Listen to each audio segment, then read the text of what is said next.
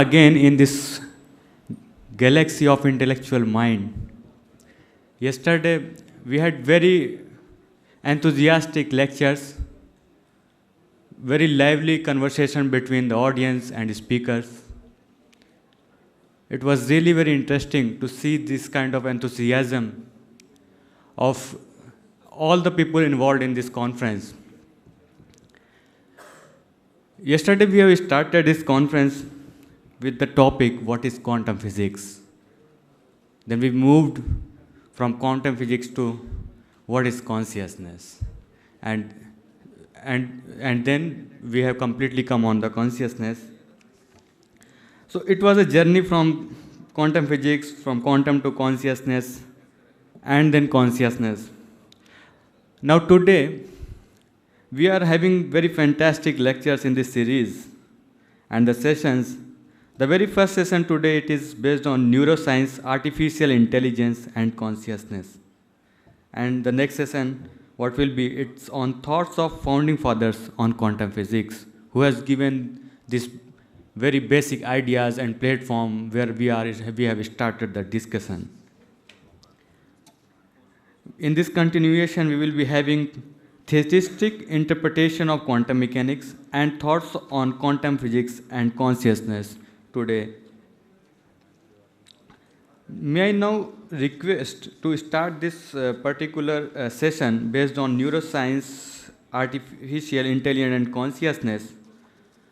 May I take this opportunity to call Dr. Guru Das, who is a PhD in theoretical physics from University of Chicago. He has made valuable contributions in the field of quantum chemistry and also in non-linear optics, in polymers and conductivity. After retirement, he has taken very active interest in understanding consciousness as one of the stepping stones to developing a modern non-faith-based model of Genesis. So thank you very much, sir. I would like to hand over the stage to you. Thank you. Please. Thank you very much. Thank you, sir. Good morning. Good morning to this, welcome to this very beautiful conference once again. Today is going to be a very lively discussion on something that is very dear to my heart. The topic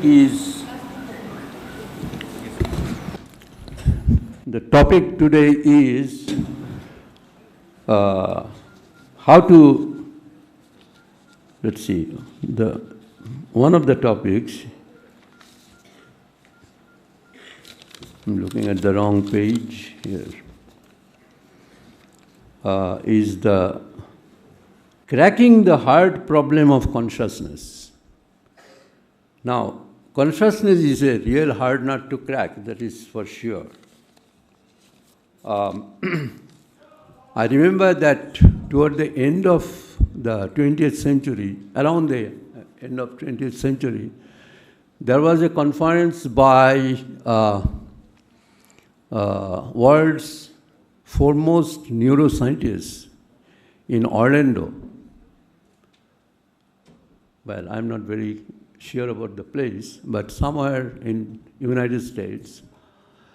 And the proceedings came out in the New Scientist magazine, and the conclusion was that there is no way that you can understand consciousness on the basis of science that as we have developed so far. There has to be some new element in understanding consciousness. One of the possible models that one can think of, I have some ideas on these. This might sort of start some kind of some new channel of discussion, is that the model can be that the physical body, the body as that is made of matter. Body, of course, includes the brain also, of a conscious object is actually a biological computer, very intricate, very sophisticated biological computer. And it is also, it includes the user who uses the computer. Usually the computer is, when you use a computer, you are outside the computer. But a conscious object is a combination, it's a combo of the computer as well as the user. And user has to be a non-material entity. And of course, as soon as you say non-material entity, it becomes something that one does not understand. It's one usually refers to non-material entity as a spiritual thing, but there is no escape from this conclusion that the user has to be non-material. So anyway, this is the kind of model that one can think of. So I would like to invite the first speaker, Dr. A.K. Mukhopadhyay from, he is currently at AIIMS. He is an MBBS from University of Calcutta. He is a specialist in neurodegenerative disorders like Parkinson's disease, Alzheimer's disease, etc. Thank you. Thank you very much. It is all right. So he's an internationally famous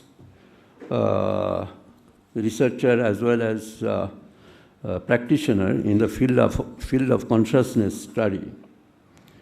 So I would invite Professor Dr. Mukhopadhyay to give his presentation. Thank you. Sir, all right.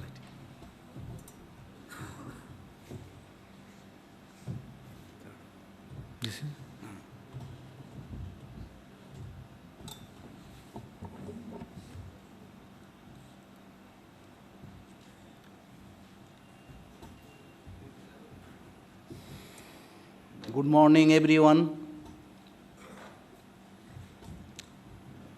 Honorable Chairperson, Dr. Gurupada Das, then the organizer of the Bhaktivedanta Institute, and my co-speaker, and the distinguished delegates of the dais. I have taken a very difficult task, cracking the hard problem of consciousness. How the physical become non-physical. How the neuronal signaling leads to an experience. Neuroscientist approaches this problem with neural network and ultimately concludes with neural correlates of consciousness. In 1994, in the Tucson conference, David Chalmers articulated this problem, which is called now hard problem, explaining, it is a problem of explaining how and why we are having qualia or phenomenal experience. But he is not alone. There is James Levin, who called the same problem as explanatory gap. And Thomas Nagel articulated it, that how it is like to be a bat for the bat. There is a long list of predecessors: Isaac Newton, John Locke, Leibniz, Mill, Huxley, all have pointed out that there is a problem with explaining this, how physical become non-physical. Now, response to this problem is that it is controversial. It is a hard non-problem. But hard problem exists because we do not know the function of consciousness, if any. Is consciousness a noun or a verb, subject or a process? If consciousness has a function, it is also the subject then. How, why, where, and when one sees this simultaneity, continuity, and identity of a noun and a verb. Daniel Dennett says that everything is done by mind. There is no consciousness. So you eliminate the problem at all. Strong reductionist views are that it can be brought down to some function, and that on this function we can explain consciousness. Weak reductionism says that there are two levels of reality. One is the consciousness reality and another is the physical reality, and there is correspondence. One is first person's perspective and one is third person's perspective, and both are true and they are identical. So if there is an identity, there is no need of explaining it. The Mysterian response is that hard problem does not offer a solution. Rather, it holds that the hard problem cannot be solved by current scientific method and perhaps cannot be solved by human beings at all. This is Mysterianism. As quantum physics cannot be understood by monkey, so the consciousness cannot be understood by human brain. Colin McGinn. Now, I am quoting, I regard consciousness as fundamental. I regard matter as derivative from consciousness. We cannot get behind consciousness. Everything that we talk about, everything that we regard as existing, postulate consciousness. Do you know whose quote it is? Max Planck, a quantum physicist. Science cannot solve the ultimate mystery of nature, and that is because in the last analysis, we ourselves are part of nature and therefore part of the mystery that we are trying to solve. Now, what is this we? We means our mind, our self, and our life. There is also interactionist dualism, that consciousness and matter, although categorically different substances, do interact. There are epiphenomenalism, there is dual aspect theory, neutral monism, panpsychism.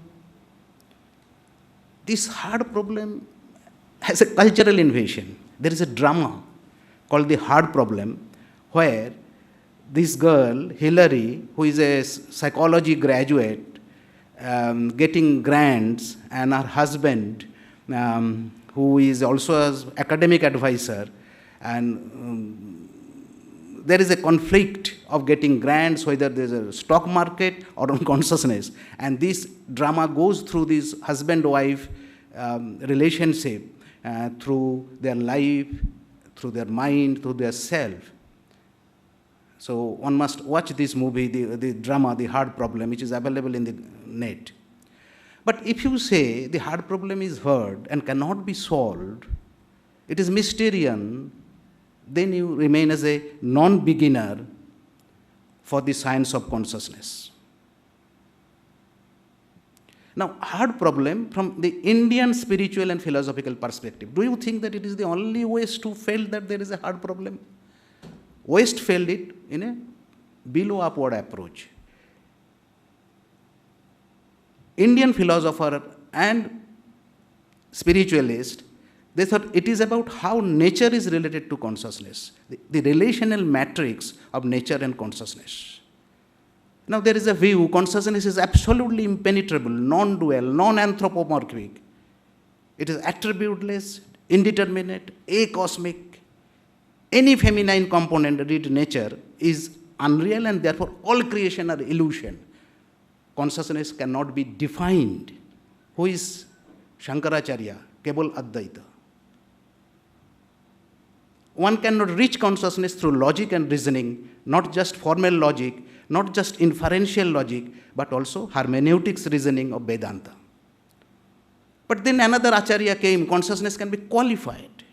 It is immortal, it is eternal, it is infinite, biologically perceived as Ananda. We are talking of non-duality of the qualified whole. We are acknowledging its personifications also. And this is the Visishta Advaita of Sri Ramanujam. Then says consciousness also has a nature. And this nature could not be called illusory. Nature of consciousness is as pure, as untainted as consciousness itself. Nature is thus distinguishable but not different from consciousness. This is Suddha Advaita of Sri Vallabha Acharya. In Kebal Advaita, God appears as multiple. In Suddha Advaita, God becomes multiple. There are occasions when consciousness duplicates itself. It creates a self-image in nature. Yesterday's Dr. Borua's lecture, I and me. I am creating self-image. It creates a self-image of nature to experience the tension of union and separation in the state of duality. This is duality in unity. I and me are same but different. Not same, not different. You can argue on that. It is dualistic non-dualism. Example, universe within universe, Guru the master is Brahma, Brahma is Guru the master. So it is Dvaita Advaita of Sri Nimbark. And then came the Mahaprabhu Sri Chaitanya from this Bengal, Navadvip. Tomorrow we are going to Navadvip to visit his birthplace. So distinction of nature and consciousness is not that important, he said. It is irrelevant too. Nature is consciousness as consciousness is nature. In what context he is telling? When your nature becomes Radha nature, you become consciousness. Get your nature intoxicated with consciousness and you would know both. He acknowledges as evolutionary processes in nature. When one's nature becomes pure and untainted, one is consciousness. It is achinto vedavet. Yesterday, that gentleman sitting there, he asked Borua that question, sir, if somebody can read thought, how will you accommodate that with your I and me difference, subject and object? Now, if that, he says that is identical thought. Now, if that thought becomes identical, this is achinto vedavet. When I am thirsty and you drink water, my thirst is quenched. You and me are different, but one. This is simply achinto vedavet. Now, this achinto vedavet is an enormous contribution in religion, abolition of priesthood, social, it abolished the caste system, political, Nawab of Bengal summons freedom for him. Now, spiritual contribution, that is the fifth Purushartha, he brought the love. The Sri Chaitanya Mahaprabhu has enormous contribution in this consciousness movement. Now, consciousness and nature cannot be separated. So, we have another model of Ardhanarishwar, like this. This is also to some extent explicated in Advaita Shaivism of Kashmir. You cannot cut it. Now, hard problem is a cognitive dead end, that we cannot cognize consciousness. And so, understand death phenomenon before you crack hard problem. Transcendentalization of nature and naturalization of the transcendental is a physiological occurrence while one has been transcending death. Sri Aurobindo understood it. He said, death is the question nature puts continually to life and a reminder to it that it has not yet found himself. Death is meant for awakening of consciousness in the matter. And his passage through death has been documented in his famous book, epic book, Savitri. Death is not extinguishing the light, it is only putting out the lamp because dawn has come.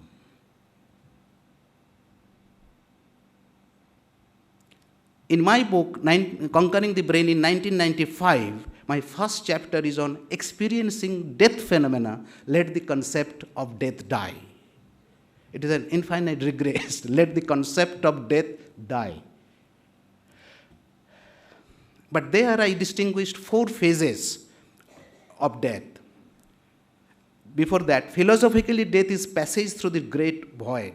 Cosmologically, death is passage through the intergalactic space. In neuropsychology, death is existential lysis. In the language of particle physics, death is a passage through quantum vacuum. To have conscious experience of this death phenomena is characteristic of an evolving human brain. So there is a documentation of near-death experience in science. Then there is a transcendental death experience. It is a visiting professorship in the field of nothingness, emptiness, stillness, and silence. Following that, there is a transformational death experience where there is a purge of nature and there is a creative emergence. And then finally, there is a fertilization, being reborn in the same body. At that stage, you can classify consciousness in 3 stratum. One is brain confined, brain trapped, brain encased, or brain bound consciousness. There is embodied consciousness, there is a self consciousness, and there is a brain independent consciousness. The self can be brain bound, self can be brain independent, it may be classical, it may be quantum, it may be beyond quantum also. I tried to crack these hard cells around consciousness by another way. Now, consciousness cannot be defined. It can be qualified. It is immortal, it is eternal, it is infinite, biologically perceived as ananda. Now, what is immortal? Which is the cause of everything? Ceaseless creation. What is eternal, where all time lapses in it? What is infinite? To it, everything else is finite. What is ananda? It is the transcendental counterpart of pleasure. Now, what is in between cause and immortality, time and eternity, space and infinity, and pleasure and ananda? Between the cause and immortality, there is silence. Between the time and eternity, there is stillness. Between the space and infinity, there is emptiness. And between the pleasure and ananda, there is nothingness. This is death. This is cosmic disillusionment.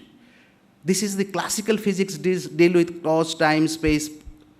This is the new physics which has been advancing, and this will be the future physics which will deal with immortality, eternity, infinity, and ananda. This is the modular cortex. This is the supramodular cortex. This is the physical science, and this is the science of the soul.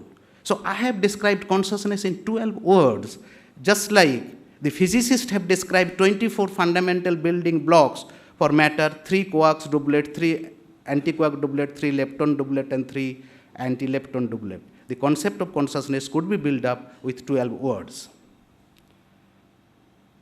The single point origin dilated. Now, here is the death phenomenon. Since consciousness is always without exception associated with energy, for a major breakthrough in silence, stillness, emptiness, and nothingness, we had to choose energy, particle, wave, which is beyond polar opposites, is abundant in this universe in nature, shows interpenetration of cause, time, and space in their behavior, and is related to dynamicity, coherence, and order. On this basis, I tried to look for some. This is my way of looking at it. It is not, don't take it as a science. So I thought that these 4 particles, photon, phonon, conformon, and neutrino, could be this energy particle. But when they go to consciousness, they are not photon. This is photon equivalent of consciousness. It becomes phonon equivalent of consciousness. It is neutrino equivalent of consciousness, conformon equivalent of consciousness. And this is the cosmic integration center. I developed this idea in one of my papers published in 2012, the source and structure of the information holograph. This picture is in the book, you can go through it. The reference is there, you can go through the paper. There is another attempt to break the herd cell around consciousness. Now, Lockwood says that before we can solve this hard problem, there should be a revolution on the matter side. McGinn says there should be a revolution on the mind side, and Penrose said that there should be revolution to join the both. This is called multi-revolution theory, which came in after 2000, 2004-5. Van Gulik wrote an article in the Journal of Consciousness Study, multi-revolution theory of Lockwood, Penrose, and McGinn.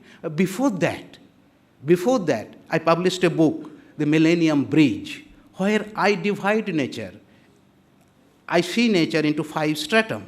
The nature which obeys the rules and principle, nature where the rules of the classical physics is followed, it is the Newtonian physics. The nature where the quantum principles and rules are followed, it is the nest 2. Following that, there are operations of elementary phenomena, and following that is the mother nature, and their 5th one is the consciousness. Our brain can go from nest 1 to nest 2, nest 3, nest 4, and nest 5. It is our brain which has the ability to travel the whole spectrum of nature consciousness. But it is not that level which I am talking. Level means when you see from side, but it is actually spiral, a pointillism. From one point, it is coming like a spring, and we are seeing this, and from the side it looks like level. So hard problem, how, when, and where the measurable quantity becomes non-measurable, form becomes formless, logic loses thread for the domain beyond logic. Nature becomes nation nature or mother nature. Now, what is consciousness in philosophy? Consciousness is the quality or state of awareness or being aware of an external object or something within oneself. It has been defined as sentience, awareness, subjectivity, ability to experience or to feel, wakefulness, having a sense of selfhood, and the executive control system of the mind. As a verb, the consciousness has executive function. Now, consciousness is that which looks after all happenings in my mind, life, and self. Note this, mind, life, and self. We have to build up on that. Now, operation of consciousness is absolute self-independence. Like a spider, it weaves the net, but itself outside the snare of the net. It is a supporting ground, holds together all. And it is a participating ground, it is not an inert ground. Brings coherence and order. Now, neurophysiology's textbook says that consciousness has 3 functions: cognition, which is knowledge, emotions and feelings, that develops into attitude, and will, that go into the skill, the cognitive brain, psychomotor brain, and the affective brain. This is the definition of education. Also, if you read a B.Ed textbook, education is to bring the changes in the behavior of the learner in terms of knowledge, skill, and attitude. Cognitive brain, psychomotor brain, and the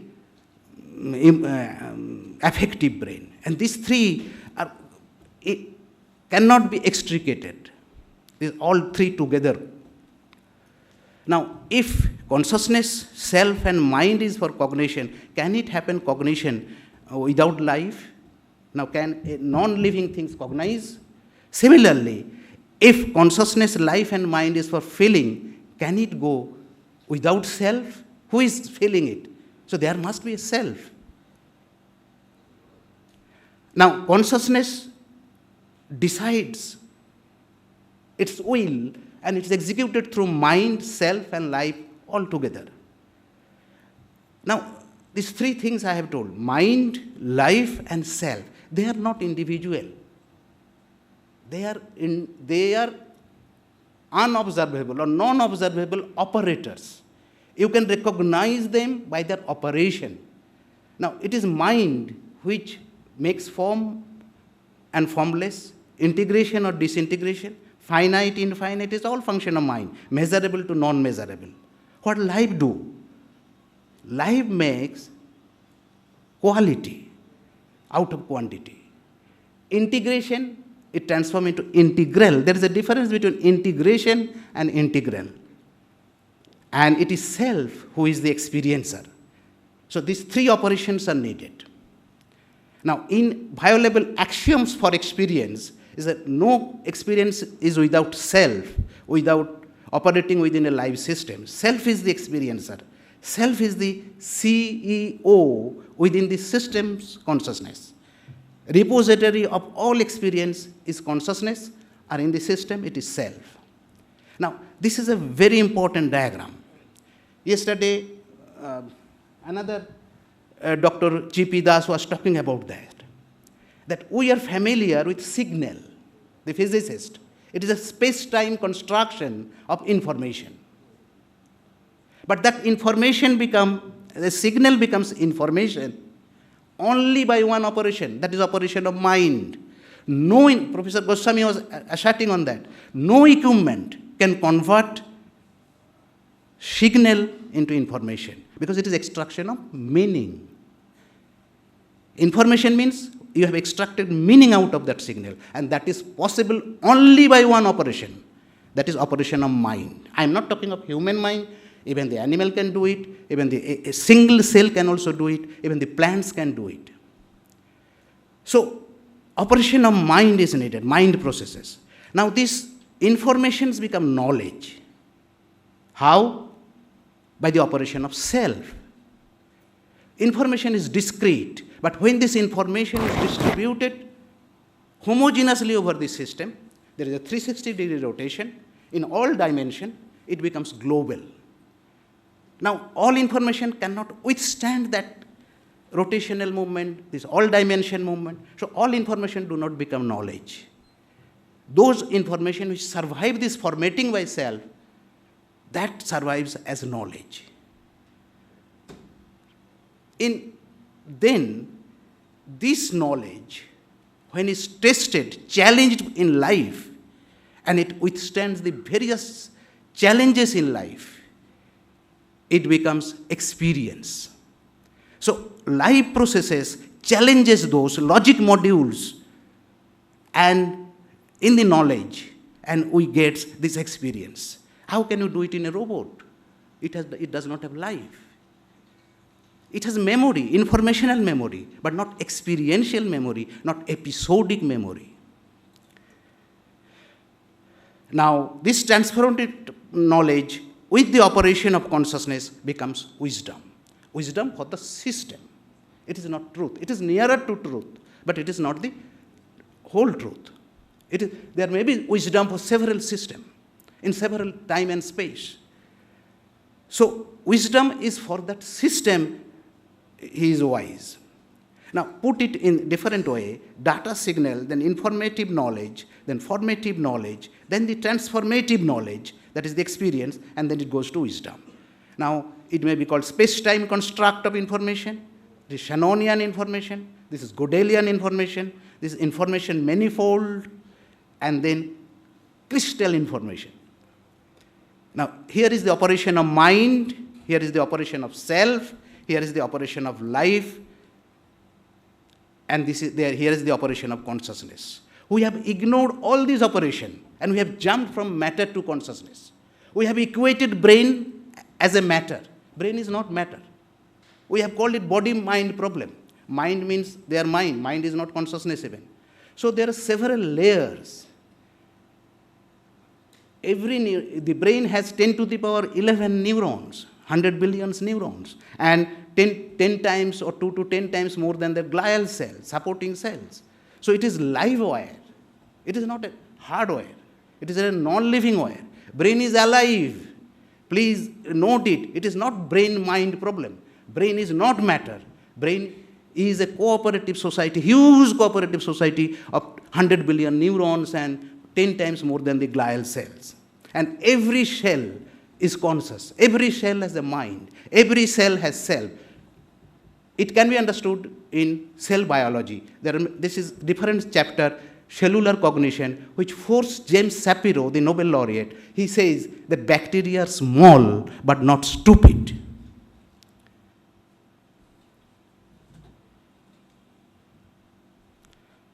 Now, there are three important issues in this complexity. Yesterday we learned that physics is original, chemistry is diversity, and biology is complex.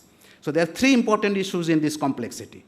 Whether the downstream operation can continue excluding upstream operators and their operation. Whether the individual operation is bidirectional, what makes the process bidirectional, and whether there is any consumption or release of energy in any form, conventional or unconventional, during such conversion, formatting, or transformation. This has to be worked, has to be done, thought has to be done on this area. Now, when we meditate, many people see that there are many triangles, circles around it. So far, we have talked about three operations: self, mind, and life, in between matter and consciousness. Now, can we relate these operations with this symbolic hallucination, if you say? The doctor will call it a hallucination. That triangle, circle, but this is from the net. There is a meditation posture. If you sit down, if you keep on seeing the triangles and the circle. Now, let us start with this operation of mind. It works with the information. No information can be created by non-living things. It can be stored, it can be conducted. All new information created by life, operation of life. And this is I'll call triple helix of nature. Now, mind works with the experience of the memory, and here comes the operation of self. And three together makes the intelligence. Now, self and life is connected with consciousness. Now, this connection, self, life, and consciousness, makes you awake, makes you aware, and makes the experience. If this triangle is lost, if these three operations are not there, you will not be awakened, you will not be aware, you will not have gained any experience. Now, this consciousness has a hotline connection through mind with the informational molecules of system biology. In our biology, I am a laboratorian, we test many sugar, urea, cholesterol, but these are non-informational molecules. These molecules do not carry any information. But if you go to the DNA, go to the enzymes, go to the hormones, they carry information. How the non-informational molecules become informational molecule is the frontiers. Nobody has even pointed out that there is a frontiers in bioinformatics. Bioinformatics means, storage of information, process of information, that is bioinformatics. Computerization of the biology, how the non-informational molecules become the informational molecule. Now, information is the starting point. And information is the mind, intelligence, life, self. So there are connections like this.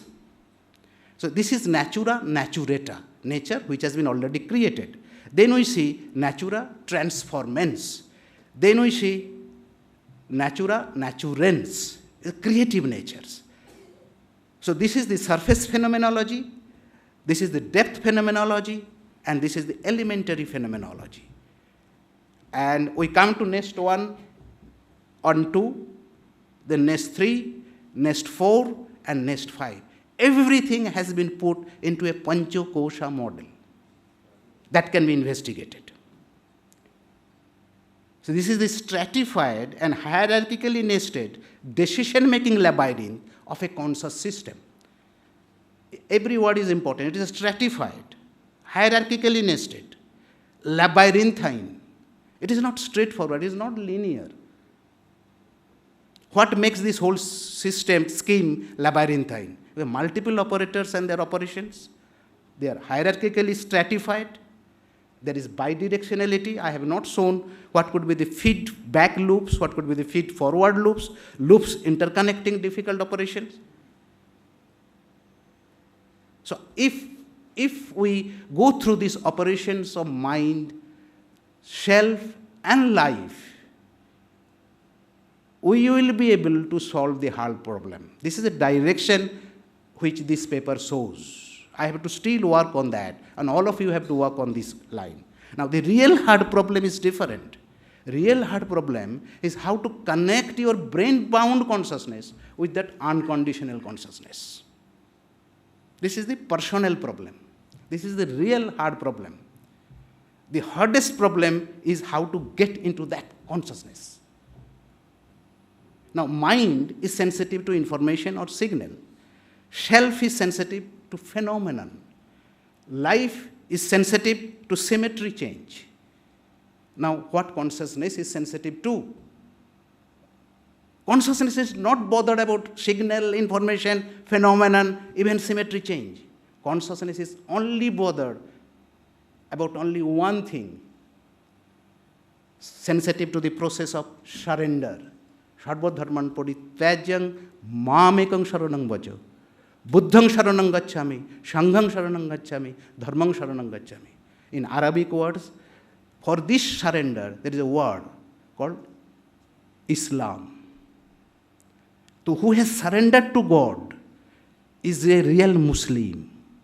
Who has not surrendered to God is not a real Muslim. Now, how to do it? Now, all of us work with mind and intellect. And mind is forced from behind by chitta, the memory, experience, etc., the storehouse of that. And intellect is driven by our ego, conditioned self.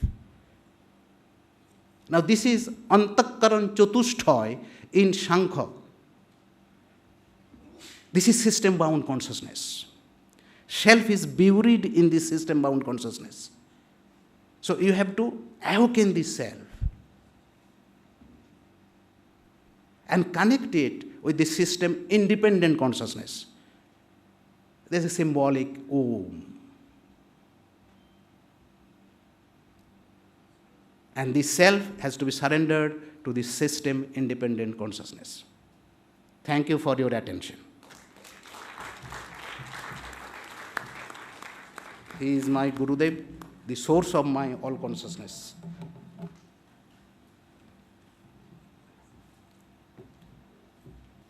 Session is open for discussion. Could you get the microphone? Thank you, Dr. Mukhopadhyay. Wonderful beginning to the day with a nice topic. My question in relation to the point that you made on that brain should not be looked as a matter, but as a entity of having several neurons which transmit. Okay, so in this connection, I wanted to know, how would you define a scientific realm when somebody says a person is brain dead? You know, brain dead, but the heart is functioning in the hospital, is lying in the bed, but the person is brain dead. So how will you explain this on this? Is as a doctor, I have to explain it. It is not as a philosopher or a spiritualist. When the brain is dead, there is electrophysiological silence. Agreed that there is no electrical activity. But if you put electrode in the deep-seated area of the brain, the electrical activity still goes on. Question is whether this brain at that time still able to be a carrier of that consciousness. So we wait for some time. It is not, when the doctors wait, they do not take out the plugs and tubes from the patient. Even we have seen that many persons again revive from that mortuary. We have one technician in the lab who has survived, who has declared death and is sent to the morgue, and suddenly he has got up from the morgue. So we have a living example of that. So there is a brain death, everything, but still we wait for some times, and Savitri, Behula Lakhinder, and on which the Sri Aurobindo wrote this whole epic Savitri, that even when the brain dead, the life is still there. You are right, life is still there. And whether it becomes conducive for consciousness or not, we have to wait for some time. We have to wait for, this area is not known. The connection between the life and consciousness. The connection between the life and consciousness we don't know. Mind, self, life, we are coming. But these are all area, but we have to go step by step. We do not know. Thank you.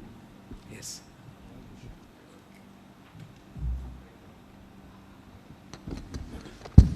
My question to you is about how you relate space with consciousness. Suppose I have a lump of sugar in my hand, that's space, right? And the consciousness or awareness of it is sweet. So same with sugar. So how do you relate, because you are talking about triangles and different geometry. I want to know what is the geometry of consciousness. I mean, how space is related with consciousness, because that's coming also from the Buddhist ideation that space is consciousness. And in Upanishads, we have 3 levels of space, like we have the Mahakasha, which you can say the Bohm's explicate order, the universe. Then we have the Chittakasha, and the level of the mind, the implicate order of David Bohm. And then we have the Chidakasha. So these are 3 different levels of space. And each of these levels of space corresponds to consciousness. So Why we have to take 3 levels of space? You take the modern science. You take the planetary space, interplanetary space, interstellar space, intergalactic space, interuniversal space. Why we have to take all this space which has been written in the scripture? Science has shown that we are in a planet, there is interplanetary space, there is interstellar space, intergalactic space, and interuniversal space. Now, our brain, human brain, is capable of traveling through this space. This space sensation with a globe in your hand is recognized as a space in the parieto-temporal lobe of the brain. Neural correlates of consciousness of this physical space, 3-dimensional, has been really chalked out. So there is no question about it. This is the spatial recognition. Human brain can do it. But in other dimension of space, no study. So there will be a discipline, transcendental physiology. We have to open up a branch, transcendental physiology. Sir, is it possible to measure the entropy of the brain? Could you use the microphone?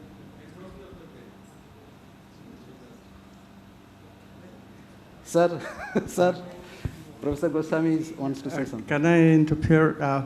Sorry, I shouldn't interrupt, but the previous question was a very nice question. So there is another way of looking at it, which is much more appropriate. In quantum physics, we have a concept called delayed choice.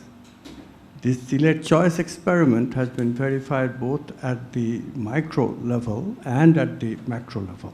So there is no doubt about it that it is a very valid concept for human beings as well as for elementary particles. If you look at the near-death experience with delayed choice, then all confusion disappears because the experiences are happening, but they're not really experiences in the normal sense because the brain is dead. They are not collapsed experience. Brain is needed for quantum collapse, conversion of possibility into actuality. But these possibilities remain as potentiality until the brain is revived. So when the brain is revived, then of course we'll have this delayed choice, experiences caused by choice now, but they happened earlier. And people remember. No, they're all memories. They're not concurrently experienced. This distinction, of course, is impossible to do, but the quantum experiment resolves the issue. Now, coming to this, Professor Mukhopadhyay, I strongly recommend that please listen to this because the Shastras are not saying that these are physical space. Chittakasha is not physical space. Chidakasha especially is definitely not physical space. Chit, the word can mean a lot of things, of course, and we all give interpretations. But you have to recognize that the space in which these higher experiences take place, if you assume a quantum way of thinking of mind and thinking of even supramental, then they have to have their respective space too. Agreed. And people have no, please let me finish. People who have experienced this thing. This is why philosophy cannot really discuss it. People who have experienced these things, they know the distinction.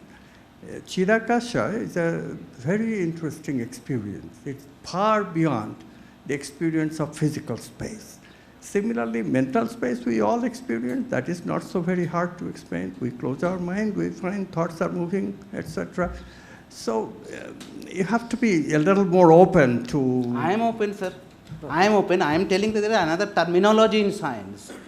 Even without using Chidakas, if we go to the inter-universal space, now what is the difference between Chidakas and inter-universal space? For me, in my personal experience, Chidakas and inter-universal space are identical. I think we will continue this. Sir, one more question, please. Sir, is it possible to build a phase transition model for consciousness? Is it? Phase transition model for consciousness, just like as you go to the critical point of vapor and liquid, the conventional thermodynamic fails. Okay, is it possible to attain it medically? That means in real experiment. It is possible. You see, then you have to differentiate the nature in different nest of nature. You see, when you are doing in your sensory domain, sensory domain can only recognize two things: form and movement. Form and movement, space, time, and movement means energy. So these three things can be space, form, and energy. So if you are doing an experiment in the space-time domain, in the classical nature level, you can do it. Similarly, Professor Goswami is all the time speaking of quantum self. So self, the CEO of consciousness within the system, it can be also experimented. This has to be developed. Transcendental physiology, transcendental quantum physics, all these things has to be developed. What I mean is that how the neurons behave near that critical point. Is it possible to, that means? Yes. How does the neuron behave during that critical point? That is your question. Yeah. Neuron, you have come to now an individual cell. That can be experimented in cell biology.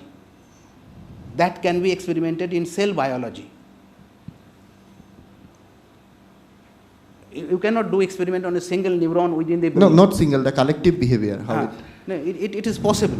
It is possible. No experiment has been done so far. I am not aware of. Okay, thank you.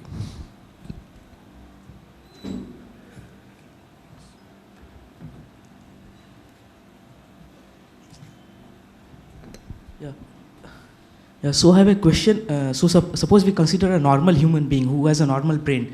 So he has some level of consciousness. Now, when we consider a human being who is suffering from some neurological disorder, so does the consciousness level does the consciousness change in those two individuals, or it is just a manifestation of some physical thing, maybe in terms of neurons or something else?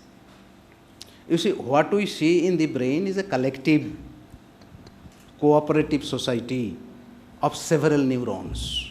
Now, if the individual neurons die, that happens in Alzheimer's disease, that happens in Parkinson's disease, neurodegenerative disorders. When a critical, you are right here, when the critical number falls in that, there is a change in the activity of the mind, activity in the life, activity in self, activity in consciousness. I will not go to consciousness directly. I will operate through mind, life, self, consciousness. And there are symptoms, signs of Alzheimer's disease which can be related to just loss of mind, loss of self, loss of decreased life activity, not loss of life, and then come to the consciousness activity. Everybody is jumping on consciousness directly, but there are several operations in between. These operations are to be distinguished. Yeah, and one more question. So suppose when we consider of cell division, cell division. So suppose a single cell gives rise to like two cells. So how does consciousness manifest in the new cell? You see in a cell, let us take a single cell, and there are several organelles: nucleus, lysosome, mitochondria. In cell biology, everybody has read this. And which is connecting this? Spatio-temporally distancing and integrating microtubules. That is the Hameroff's theory. Hameroff's directly collapses everything to microtubules. But there are several organelles are there. Now these several organelles are connected by the microtubules. Now, what is happening during cell division? These microtubules get detached from the cell membrane. This is the initial step. Microtubules get detached from the cell membrane. Now, and they form the spindle. there is another occasion where these microtubules get detached from the cell. That is apoptosis, cell death. So during life creation and during death, the first mechanism is same. And how consciousness travels from one cell to another cell, before that we have to learn many more things. I think we will continue this discussion. We are getting a little late. We have some announcements from the organizing committee. Sorry for interruption. I have a special announcement. It is for a spiritual tour is planned tomorrow. The bus will start tomorrow morning at 7 a.m. to Navadip Dham, Mayapur. It is a holy place, birthplace of Chaitanya Mahaprabhu. And there will be a one night stay at Navadip Dham, and the bus will start again back to the Kolkata on Tuesday morning 7 a.m. For further details, those who are interested can meet to Mahababu Das ji at Bhaktivedanta book stall outside this hall. Thank you so much. Sir, good morning, sir. I had a question. Sir, you spoke of the operation of mind that translates signal to information, and you called it the derivation of meaning. And later you also talk about the operation of consciousness, but you placed it in a kind of strata, and you spoke of the spiral and an integrated labyrinthine model. So are you somehow suggesting that the operation of self or the operation of mind are somehow more fundamental than the operation of consciousness, as in it is derived, operation of consciousness is derived from these two? Consciousness is the ground, or consciousness is at the top. If you show like that, it is the top. Self-life in the next nest of nature, if it is nature. If it is Chidakash, we do not know what it is that. If that space, and following that is the mind, information, intelligence. But self can travel anything, anywhere, these five. Self has that property. No other element has that property. Life will not percolate into matter. It will not come to the classical physics. So self has that property to travel all this, because self is the consciousness, particulate consciousness. So Consciousness is singular, but made plural by this self. Okay, so, and sir, how do you distinguish the operation of self and the operation of the mind? And how do you detach the mind from the consciousness? I have a paper which is published in 2016, the emerging pattern in the complexity. It has been published in some Indian but international journal. You just go through my website and you get that paper. Every operation I have tried to describe. Because first stage is to describe the operation. Right, wrong, people will tell. Other people will put mind and see that whether I am right or wrong. So that has to be seen. It is a very complex. It is not linear. Please, go ahead. Sir, go ahead. Sir, my question is very foundational, because your explanation, of course, I'm a layman, but foundationally, towards the end, you explained that someone which you pictured on the screen was the source of your consciousness, all your consciousness. Source of mind. All your consciousness. Source of, not all my consciousness. This higher consciousness, you can say. Guru gives you, you are consciously born, consciously growing. So he has consciousness, you have consciousness, I have consciousness. And so someone is the source of everyone's consciousness. If someone is source of everyone's consciousness, that someone is God.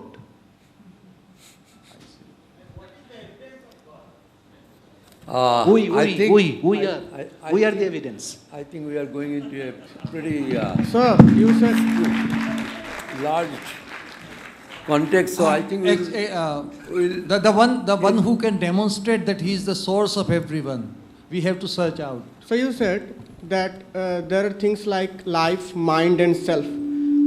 Aren't these pure speculations, because we don't know enough about consciousness? So there is a window for all the spiritual gurus to impose their theories on that, like God exists.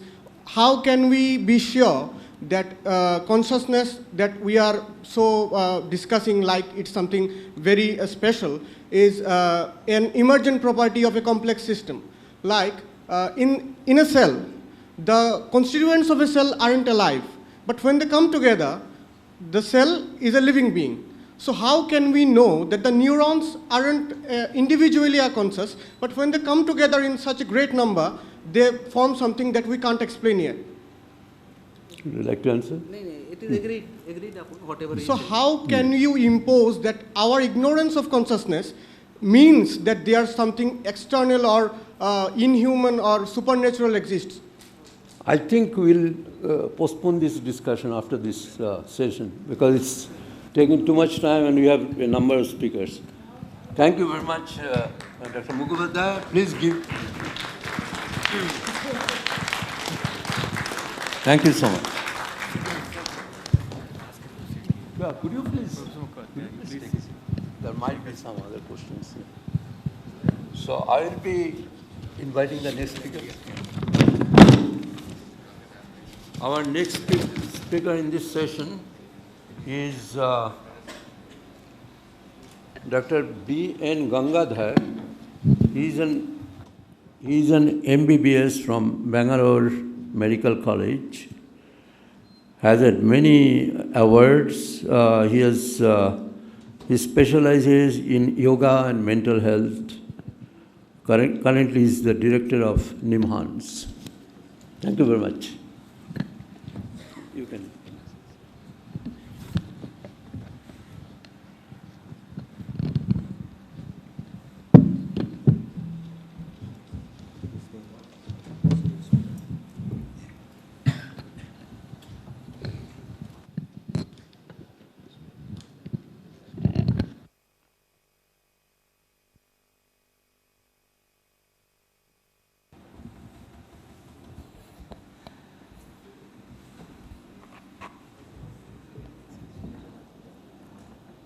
A very good morning to all of you here.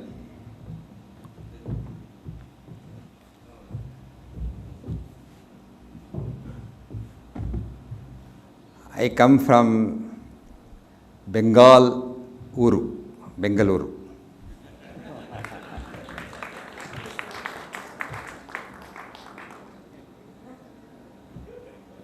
I participated yesterday in the listen to the talks talking about consciousness, quantum, and so on. Let me confess, I am still an embryo in terms of understanding these concepts.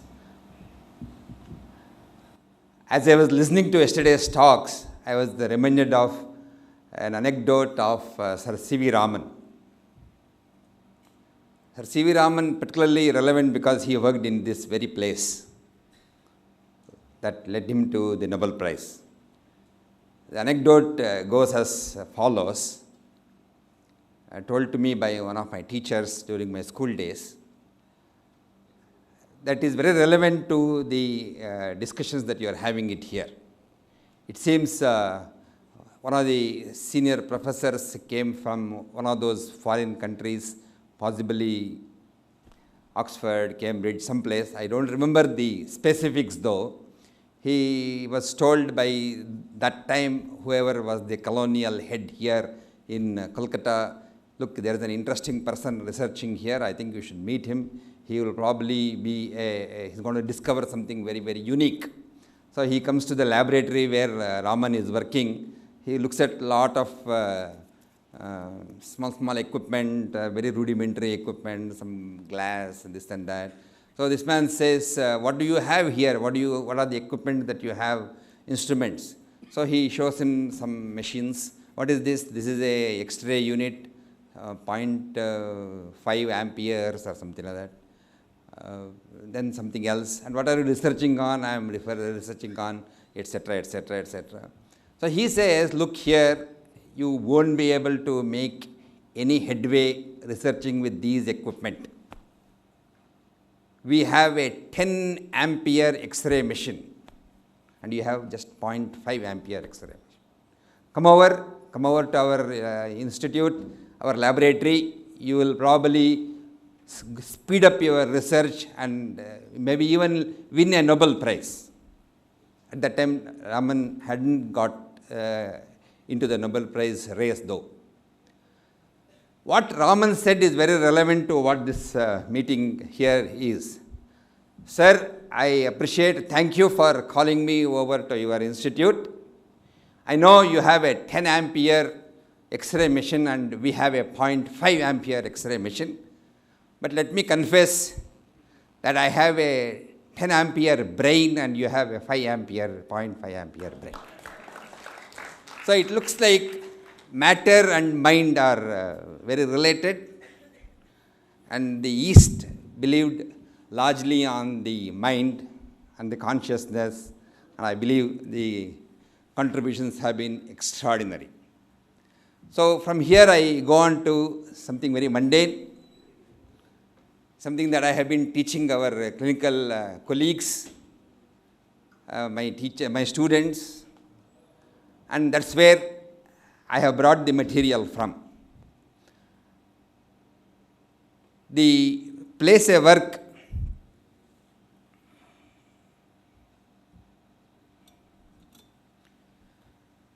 is the National Institute of Mental Health and Neurosciences, a premier institute which works on neurological disorders and mental disorders. And we treat people with, like any other hospital, with the same medicines, same treatment, same drugs, same psychotherapies, same behavior therapies. But in the last about a decade and a half, we have introduced yoga as a form of treatment. Yoga comes from one of those philosophical traditions of our country, Yoga Darshana. But what we use are very concrete forms of the yoga, and we are trying to bring in change. As you might have looked up various writings on yoga, that has now become very popular, incidentally. 2 years ago, thanks to our Honorable Prime Minister, who spoke in the UN about yoga, and the Yoga Day, International Yoga Day was declared, and all of us went on to practice yoga. And now it is, of course, a secular practice away from a religious preaching, and everybody uses yoga. And there are a lot of research that has gone on to look at your effects of yoga on the heart, the effect of yoga on the brain, and so on and so forth. People have been using it for treatments from psychiatric disorders to endocrinological disorders, gynecological disorders, and so on and so forth. Now the question here is not so much about what yoga is used for. Why one should be using yoga? A lot of times when I talk about yoga effects in depression, in schizophrenia, and so on and so forth, they will ask me a question, why did you think of using yoga in the first place? What is the basis of you using the yoga? I can't simply say that some yoga practitioner told me that it helps arthritis, it helps diabetes. That is not convincing to my medical students. My medical students believe, the PGs expect me to answer a fundamental question which drove me to use yoga as a part of treatment in a given condition.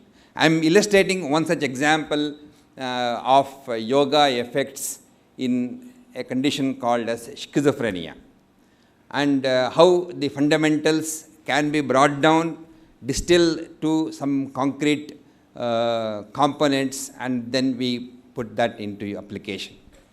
Now, I start the first statement of yoga, again bringing to the current conference theme, Samyoga Yoga Ityukto Jivatma Paramatmanaha. Yoga is a means of uniting my personal consciousness with the cosmic consciousness. And of course, these two are not different.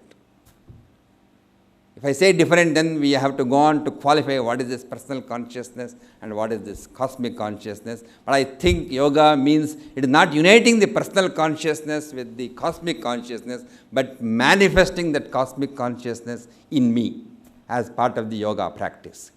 So that means I become divine. In the process of that, we develop lot of benefits. Although the ultimate, I don't know how many of us have reached, and some of course have reached, some have transcended to become divine, but all of us perhaps become satisfied with those what we may call as side effects of yoga in the process of that ultimate journey. And some of them have been, of course, mentioned in many places. For example, what is relevant to the mental health is what I have distilled it here, 2 or 3 such statements in our traditional textbooks. The Yoga Vasishtha says, Manah prashamanopayaha iti yogaha. What makes your mind cleaner and more balanced, more fine would be yoga. And then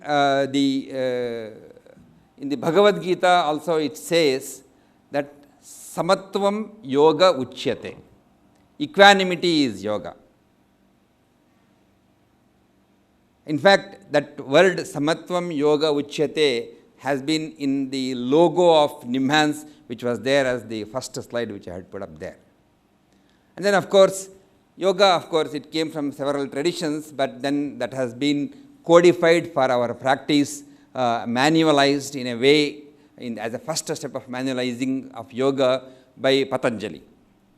And who in his very second aphorism of the Patanjali Yoga Sutras, for all practical purposes, this is the first aphorism. It says, Yoga Chitta Vritti Nirodha. Those oscillations of the mind, what is brought into control is yoga. So it looks like there are several factors or several issues that have been alluded to in yoga, which are relevant to we psychiatrists who have to practice yoga. So in the process of that ultimate journey, we obtain several benefits, and these benefits have been distilled out like what we do when a Ayurvedic product is given to us. The allopaths try to see what is that chemical in that would be very relevant, rather than giving that entire kashaya or rasayana or the churna. So in the same way, yoga people also found there are some here and there benefits. Each benefit was pulled out and then was put to application as yoga therapy, and today we have that complementary and alternative treatments have come to stay as part of scam medicine, and yoga has been now practiced, formal degrees are given and so on and so forth. So what is relevant to yoga, which I chose to be linked to the issue of therapy here in schizophrenia? Yoga unites. Yoga unites my consciousness to that cosmic consciousness. That's what it is said. Samyoga yoga ityukto jivatma paramatmanaha. Okay, what does that mean in mental health or in psychological experience? The first time I was impressed with this statement and the experience was I had to give a talk about yoga effects in depression and in other mental health conditions. At that time, this philosophy had not been totally synthesized in my own mind. I had several of the college students who had come there as part of one of the yoga fest in their college, and they were all engineering students and science students. I wondered why those post-adolescent people got attracted to yoga, and a couple of them said they were practicing yoga. I asked that one of the final year engineering student what attracted him to yoga. I would otherwise have expected him to be going to some other attractions which were there prevalent in that society, but what attracted him to yoga? I asked the same question to a couple of other people. They all were going to different schools of yoga, different teachers, different people, but the answers were same from all of them. They said, we all feel connected. We all felt connected to the Guru, and we all felt connected to those students who were doing yoga with us. We feel connected to the society, and then it went on, and the statement, somebody said, we feel one. The Vasudhaiva Kutumbakam is that philosophy that I think yoga talks about. And in fact, in his first talk, in the first International Yoga Day talk, the Honorable Prime Minister, when he was saying, yoga unites, that I becomes me, or that me becomes we as we keep doing yoga. Shirshasana karo, me dikta hai we. So it will all become one. So this getting to become united, getting to become one, would it have any relevance in mental health? And if it's so, how do I test that process of making that connectivity across people? And is it testable? And if it is validated, can I put it to use? So these are the questions that I try to have in the, as a part of my research that I went on for the last now more than 4.5 years.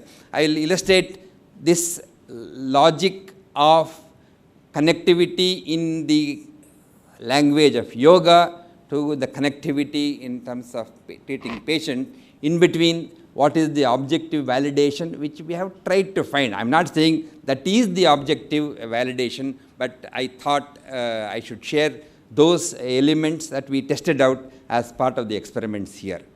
So that connectivity is something that can be experienced as a social cognition. I will feel connected to another person, or the other person can experience that I am connected to him if I can understand him better.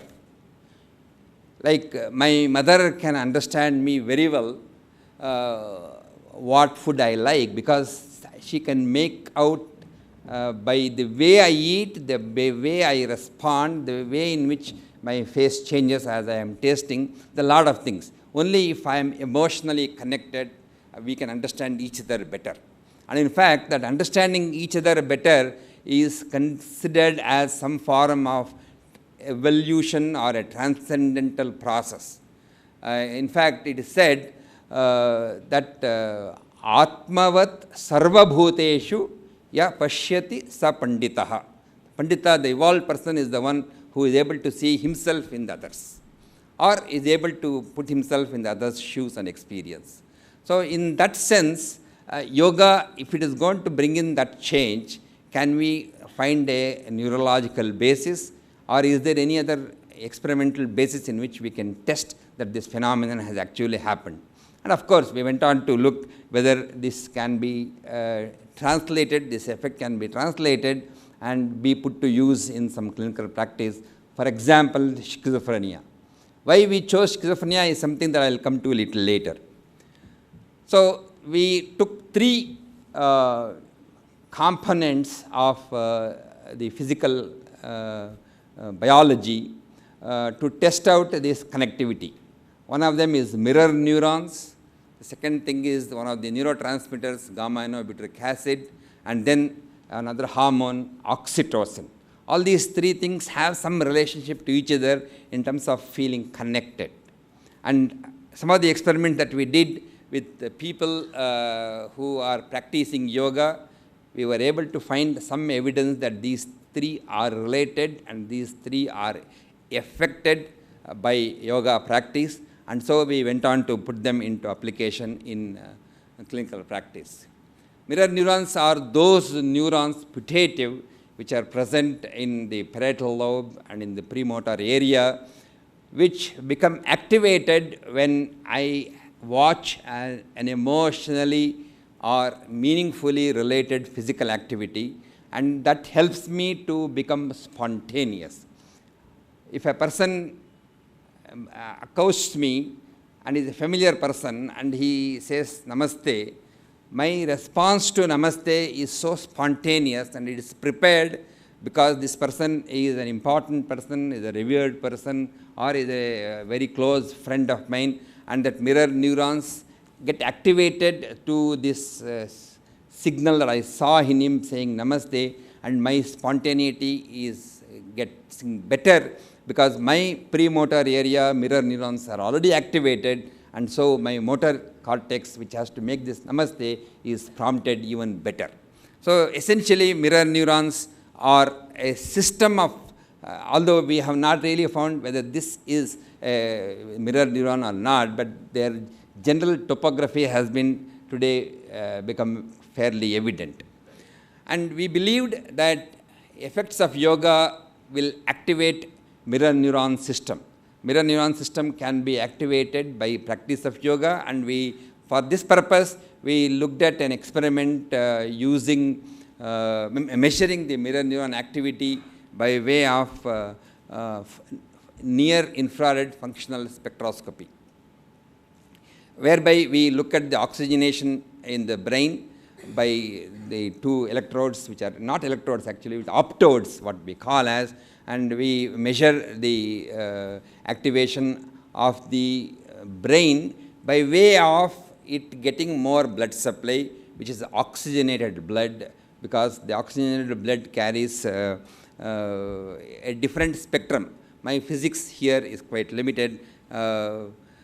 Unfortunately, this video of the two didn't work, so I didn't work here either, so I'm not going to test that out. Now, there are two situations wherein a cup is shown and just a hand is shown. The other video situation, the hand picks up the cup. Hand picking up the cup is a meaningful stimulus vis-a-vis a hand just shown along with the cup, which is not picking it up. So in both the situations, my mirror neurons activate differently. In the first scenario, where just the cup is there and my hand moves unrelated to the cup, there is no activity of the mirror neurons. Whereas in the second one, when the cup is being picked up by this individual's hand, my mirror neurons also get activated on my, since it is the left hand, right hand here, my left hemisphere mirror neuron activity is demonstrable. And so what happened?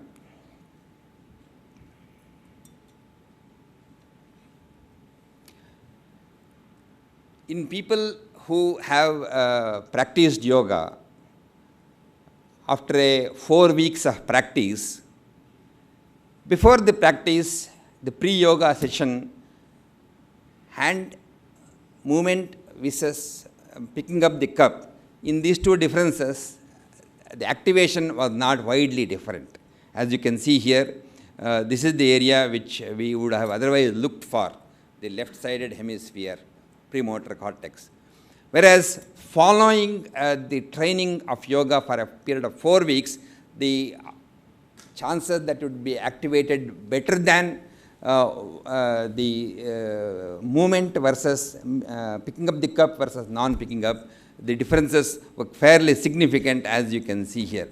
This is a statistical mapping which indicates that, yes, premotor cortex, the mirror neurons have gotten activated. And the yoga probably activates the mirror neurons. This is the same graph in a mirror neuron activity can also be demonstrated by way of another procedure, what we call it. If he sees the same thing, my motor cortex has now begun to be activated better.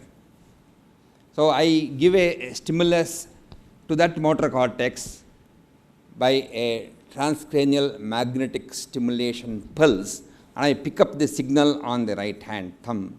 And the activity of my EMG is taller if I have activated the mirror neurons better.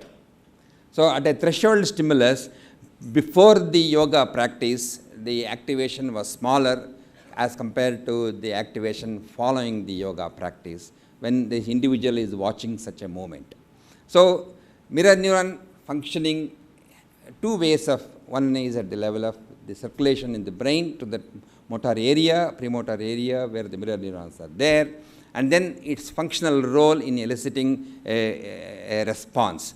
Both we were able to demonstrate.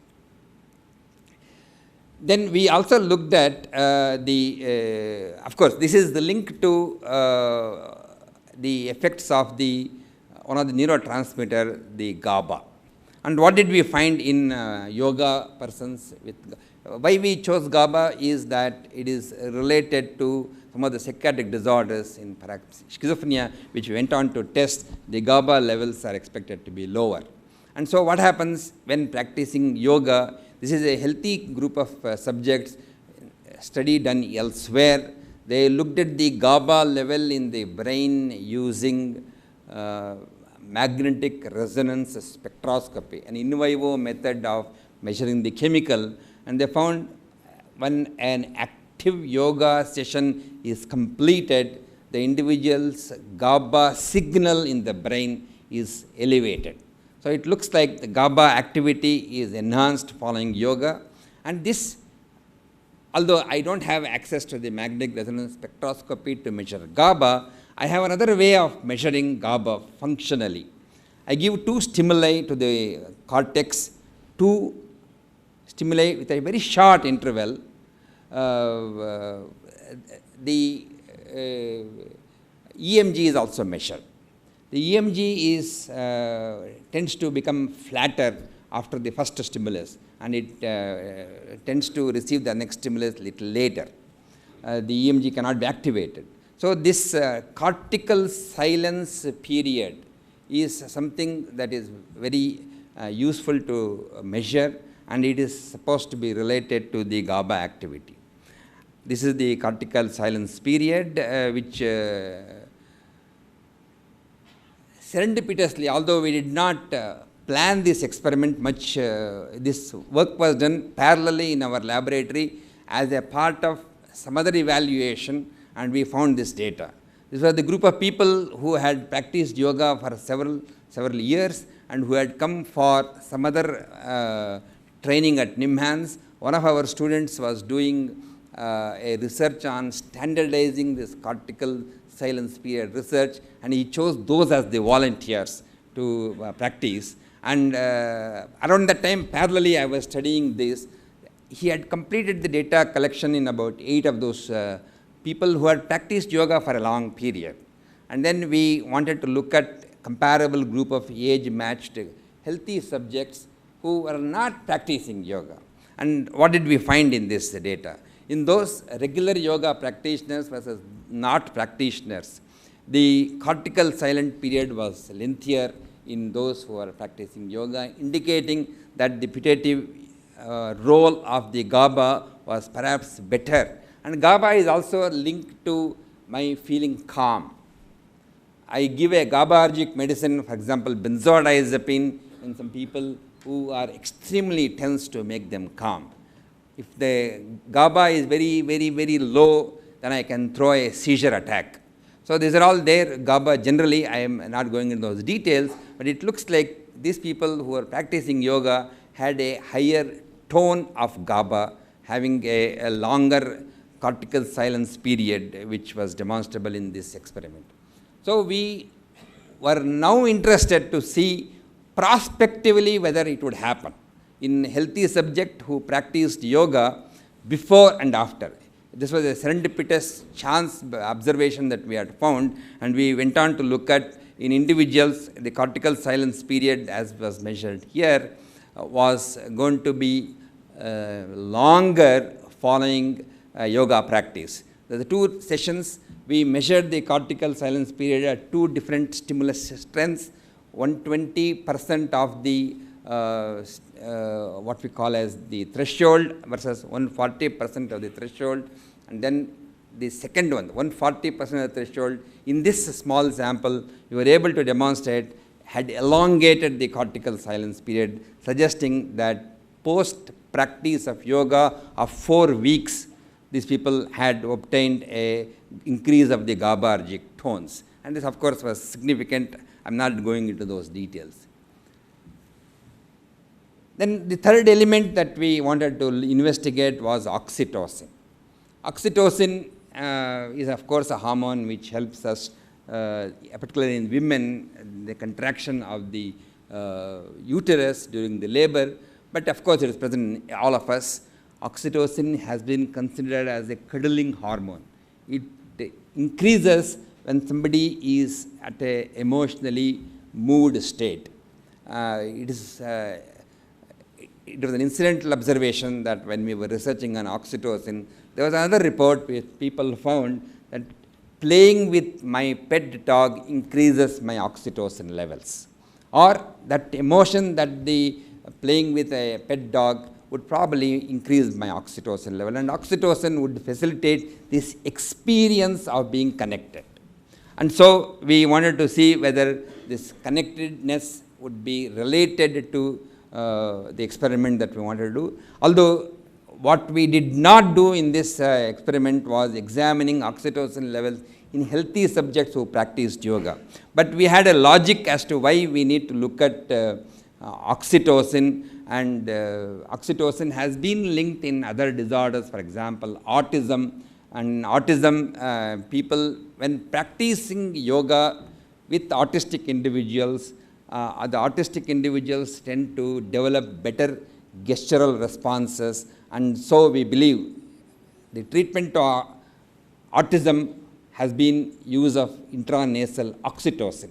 So we indirectly brought this element into our research, and we have some data with yoga patients practicing yoga, the schizophrenia patients. I will come to that a little later. So the question that we looked at was in patients of schizophrenia. Schizophrenia patients have conditions such as having positive symptoms, having hallucinations, thought disorder, delusions. They also have, of course, negative symptoms. Here it is, they feel disconnected to the society. They are aloof, they don't emote with the family members, and in fact this thing also leads to what is called as social cognition deficits. They cannot experience the emotional states of others, or they cannot recognize the emotional states of others. If somebody is very happy, or somebody is very angry, or somebody is showing a feeling of sadness, this person cannot understand that. So that's the reason why the schizophrenia patients are seen to be away from the society. They are disconnected. Schizophrenia is related to the disconnection in the mind between the thought and the affect, in the society as this individual versus the other individual, and in the thought process versus the observation of a hallucinatory experience this individual has. So there are a lot of disconnections in the psyche and in the society that can happen in patients of schizophrenia. And this schism, can it be united with practice of yoga, is what led us to the experiments that we did following in patients with the schizophrenia. Like I said, there are of course data to show that the social cognition, their ability to perceive in others what changes are happening, their ability to place themselves in others' shoes, are measured by today several tests called as social cognition tests. These are all different tests wherein schizophrenia patients and healthy subjects are widely different. We have already published this. I am not going into those details. Social cognition deficits and the negative syndrome of schizophrenia, being amotivated and so on, are both fairly well linked, and they all contribute to the social dysfunction that the schizophrenia person will have, lot of unproductive behavior and being fairly not so much useful to the society. So in these people, again we went on to investigate in schizophrenia subjects evidence for social cognition deficits that we have been able to demonstrate. Mirror neuron activity was lower in schizophrenia. For example, the pink graphs refer to the patients of schizophrenia. Of course, the whole thing is on schizophrenia patients. First graph, pair of graph refers to drug-naive patients, never treated.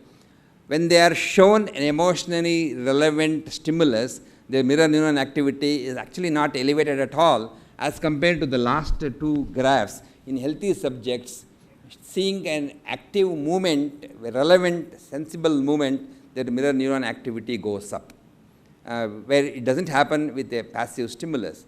Whereas in schizophrenia subjects, it is a reverse. You give the treatment to schizophrenia, the direction of change starts occurring in the same direction as it would happen in healthy subjects, yet much lower than what would have otherwise have happened in healthy subjects. But nonetheless, direction has been happening. So schizophrenia patients have mirror neuron deficits which tend to get corrected with the treatment. For example, here the treatment was merely antipsychotic drugs. Schizophrenia patients also have a mirror neuron deficits, and also that correlated with their social cognition deficits. So again, linking them to the two issues, and so if you can correct the mirror neuron, the social cognition can get better. Social cognition in schizophrenia is very difficult to treat, and we have no good treatment that is available, no proven therapies. People have used intranasal oxytocin to get their social cognition better. And of course, we have a more direct evidence to demonstrate the mirror neuron activity in the brain and the negative symptoms of schizophrenia.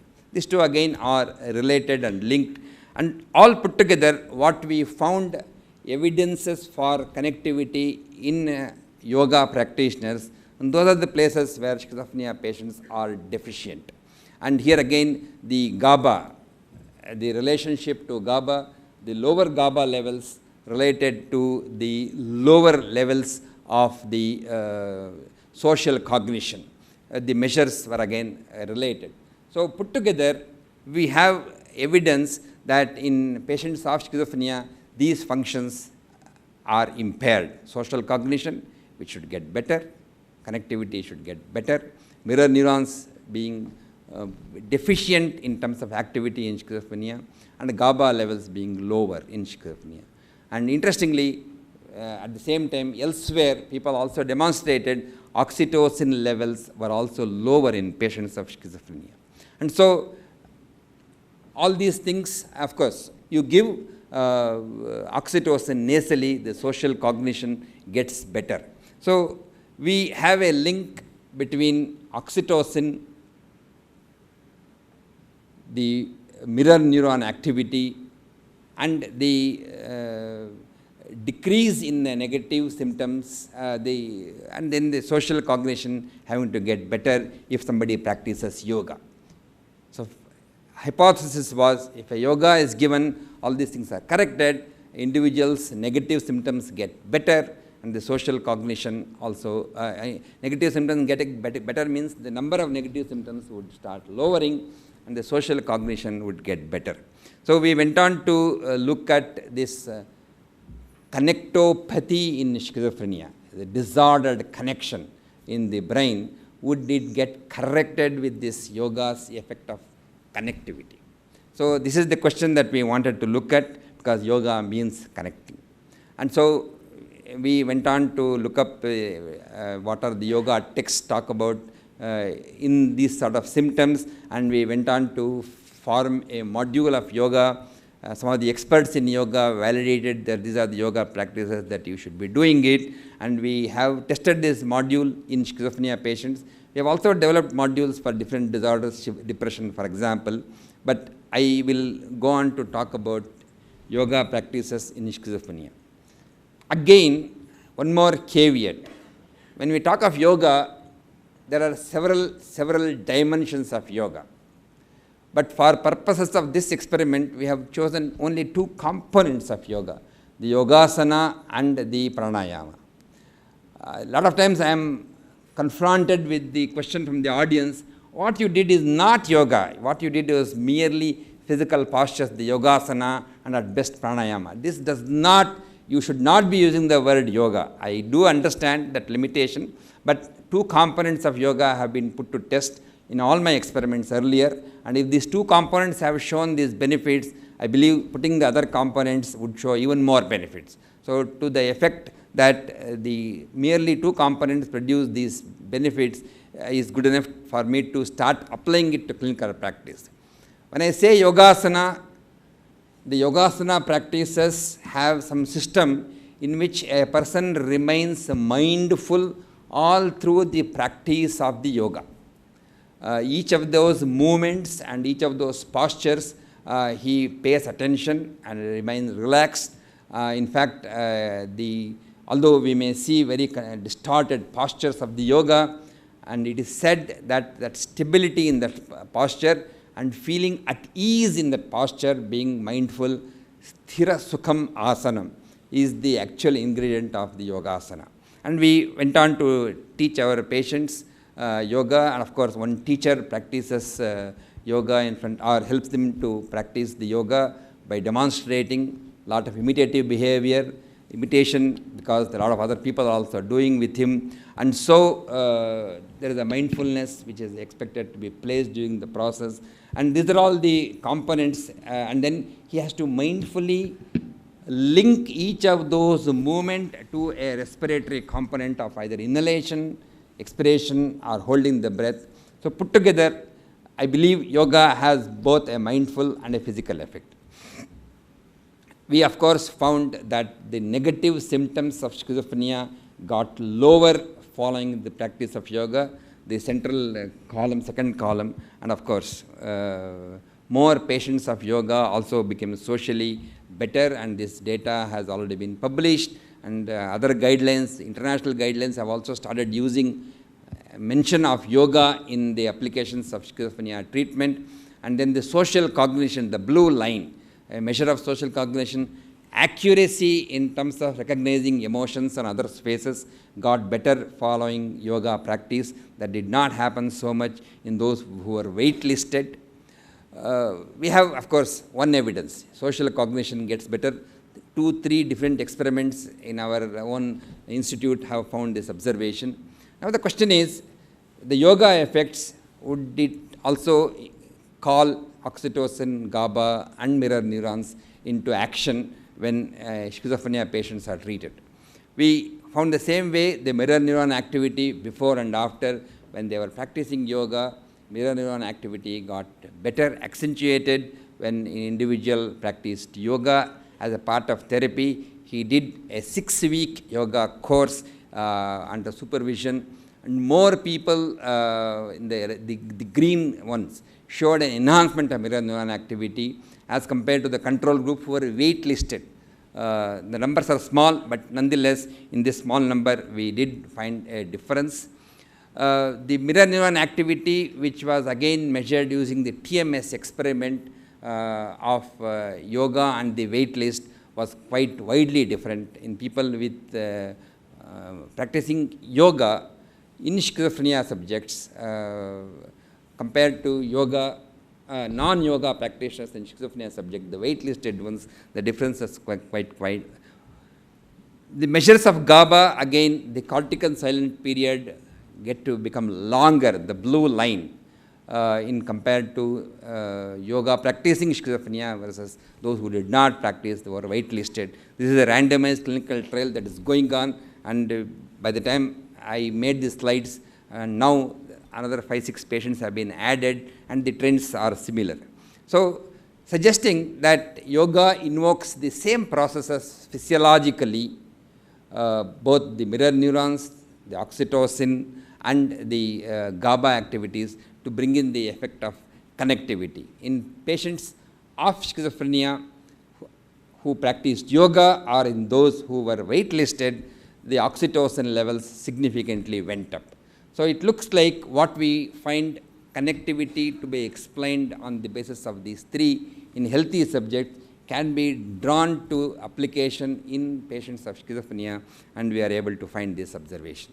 And so we synthesized that yoga in the way of imitation, being mindful, being relaxed, and with the group activity tends to bring in this connectedness feeling which my student in the class told me, and that mindfulness expresses itself in the form of oxytocin, and the improvement of the mirror neuron activity increases the social cognition and overall improvement in schizophrenia subjects. So I stop here. All the 3 processes are related to yoga application, and we have been able to derive some empirical evidence of the process of yoga connecting to that cosmic consciousness, but somewhere halfway through the connectedness across people we have been able to demonstrate, and I thank several of my colleagues, many of my gurus who have helped me in this work. I thank all of you for being with me in this talk. Thank you very much. Thank you. I don't need it. I use this. Any doubts? before Dr. Gangadhar accepts questions from the audience, I have a question. Sir. Do you have any model for cosmic consciousness? Any non-spiritual model of? Okay. I must admit I don't have an answer. Okay. Would you please use the microphone? Yeah. Maybe you can use the one more microphone. I can use the speaker. Yes. Yes. There are more people asking questions.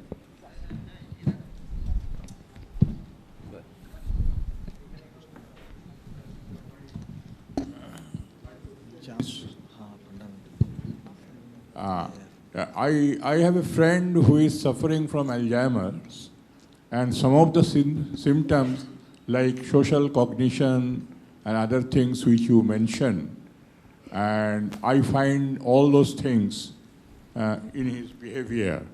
So, in which way the treatment for schizophrenia will be different from treating an Alzheimer patient? And his age is around 78. Yeah. We parallelly also have done some work in people with early dementia. I wouldn't really call them early dementia because I don't even know whether they're going to become dementia subjects, what we call as mild cognitive impairment subjects. And some of the yoga practices in this were similar, but we of course eliminated some difficult postures because the mild cognitive impairment subjects are all probably 60 years or older. In them, we did the same experiment. There were several very interesting observations. One of them I should share with you is that we measured the hippocampal volume. Hippocampus is an area which is very sensitive to age-related shrinking, and it is also related to memory. And we found at the end of 6 months, in those 7 people, we would have expected no change.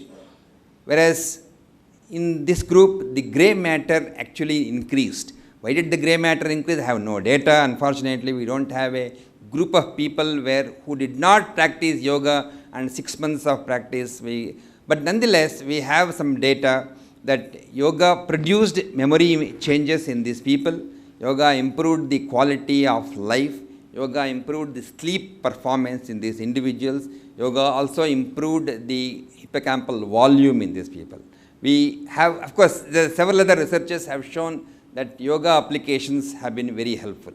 We added 2-3 other elements in this, what is called as Trataka, in addition to what we did here.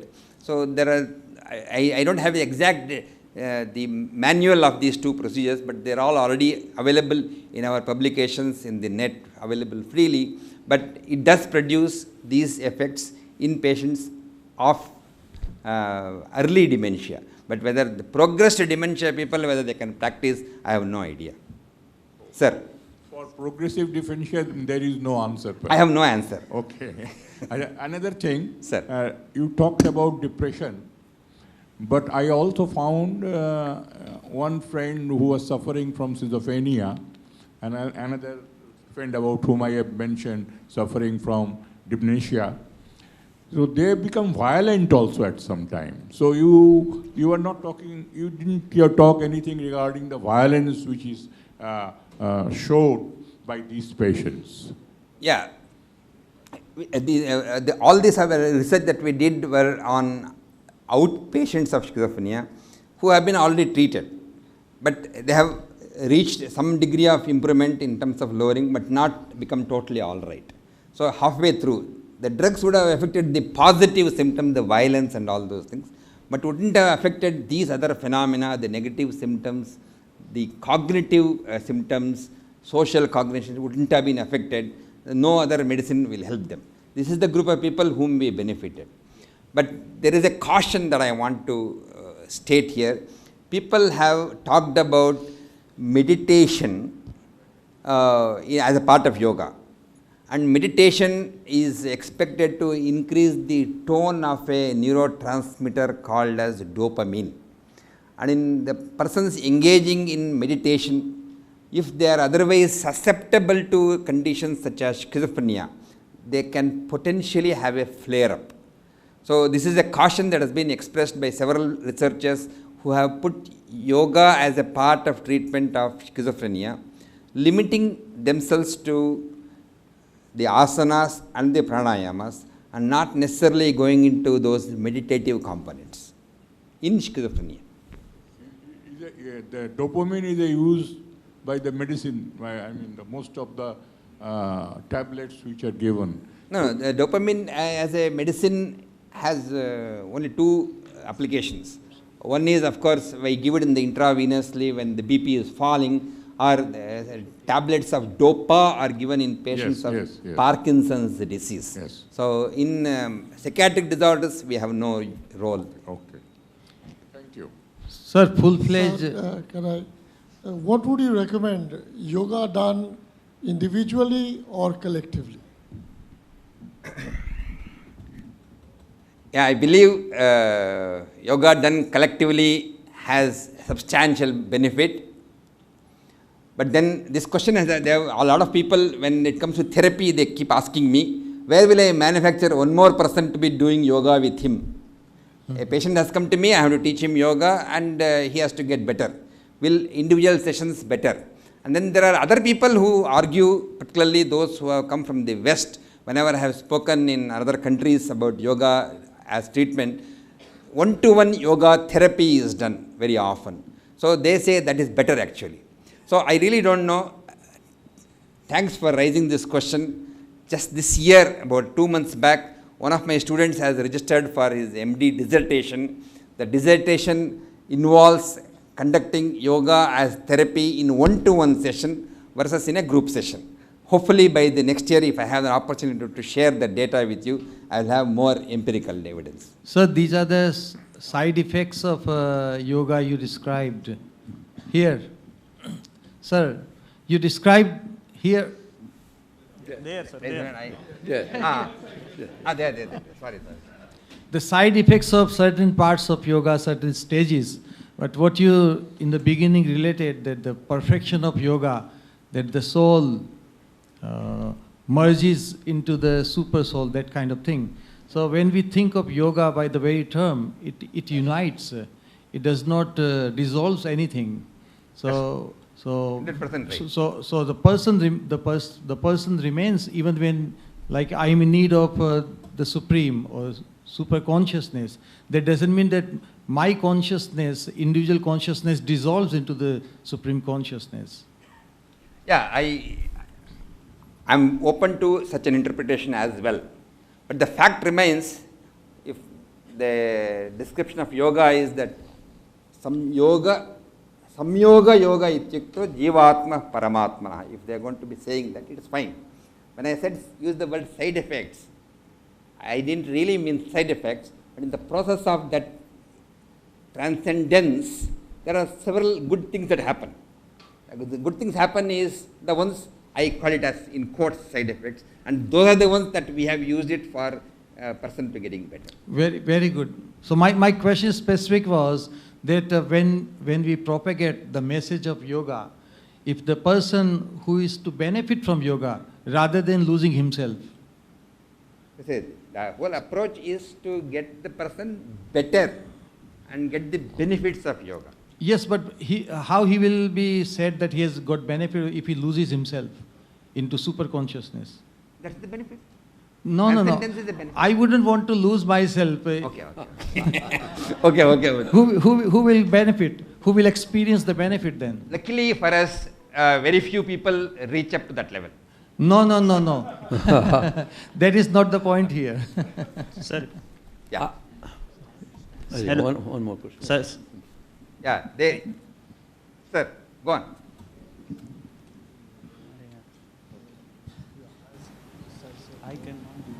Yeah.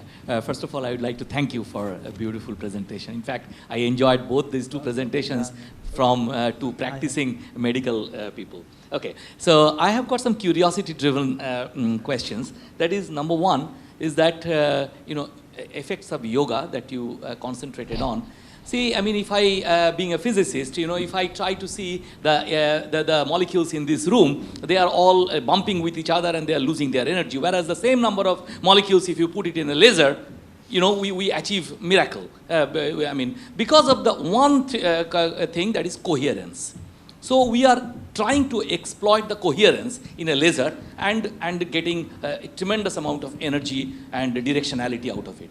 Now, can you comment on whether how yoga is capable of trying to minimize or control the so-called oscillations of the mind and trying to achieve things which otherwise, if you're a non-practicing person and a practicing person, the difference, how can you correlate in terms of this kind of a coherence which we know in physics? Yeah, I don't have an answer for this coherence.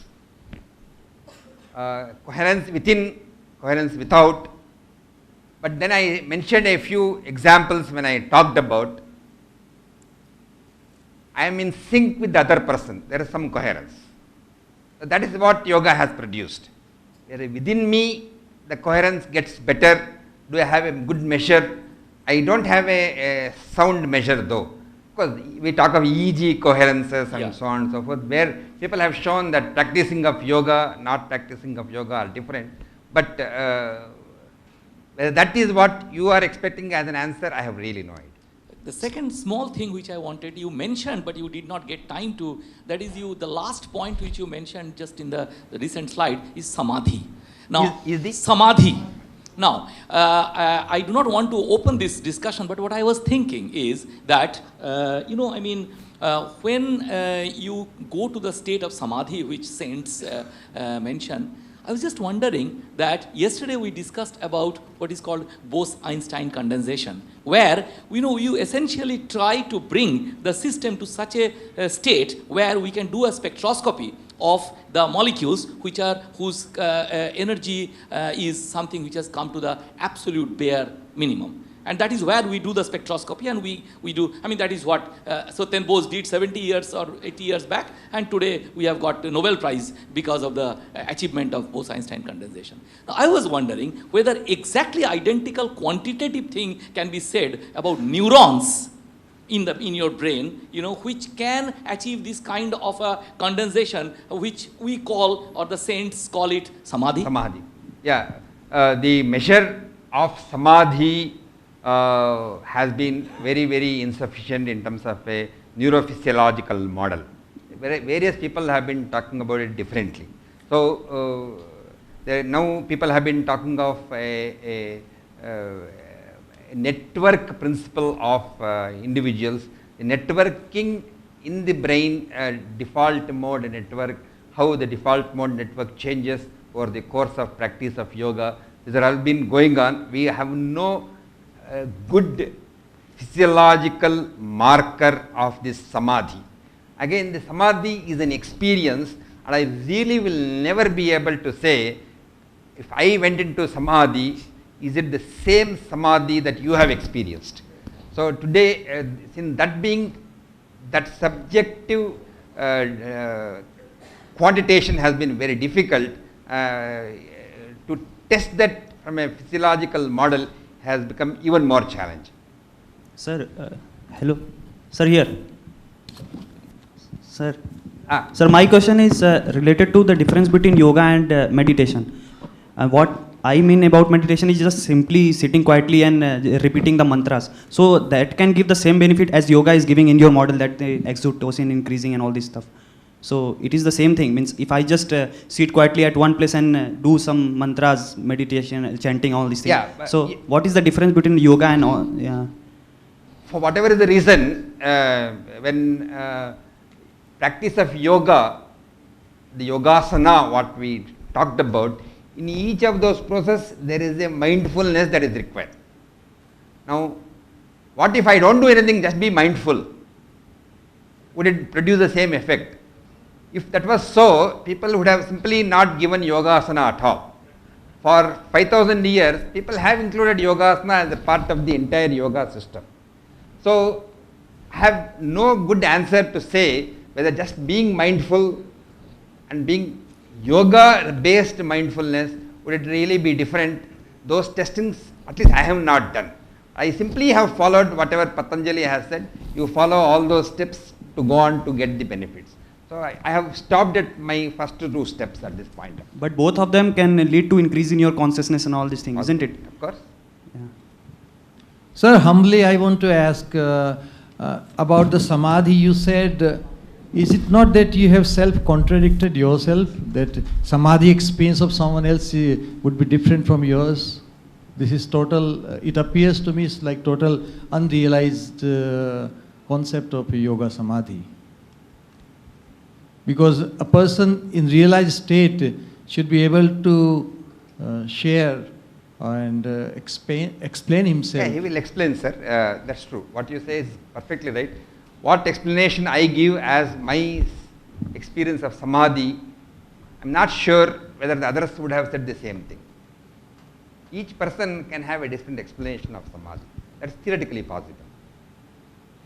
But then samadhi cannot be described singularly. If somebody can, I will be welcome to get that answer. I think all Sir. All this is going to take a lot of time. So you have, this is the last. I think sir wants to say something. Oh, okay. Sir, I have a question.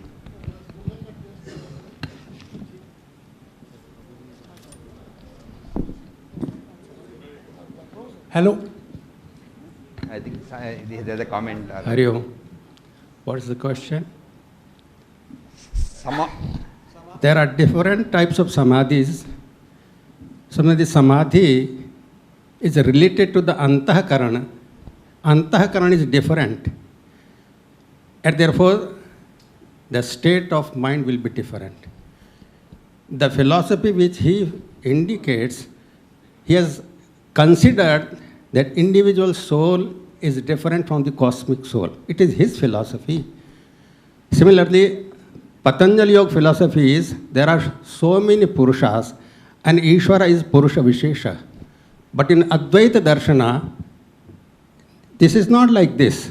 The self, what we call, is just a reflection in the Antahakarana. So the reflections is different, and the reflection is strongly identified with the Antahakarana, and in turn with the body, and in turn with the objects around the body. So that identification is to be broken.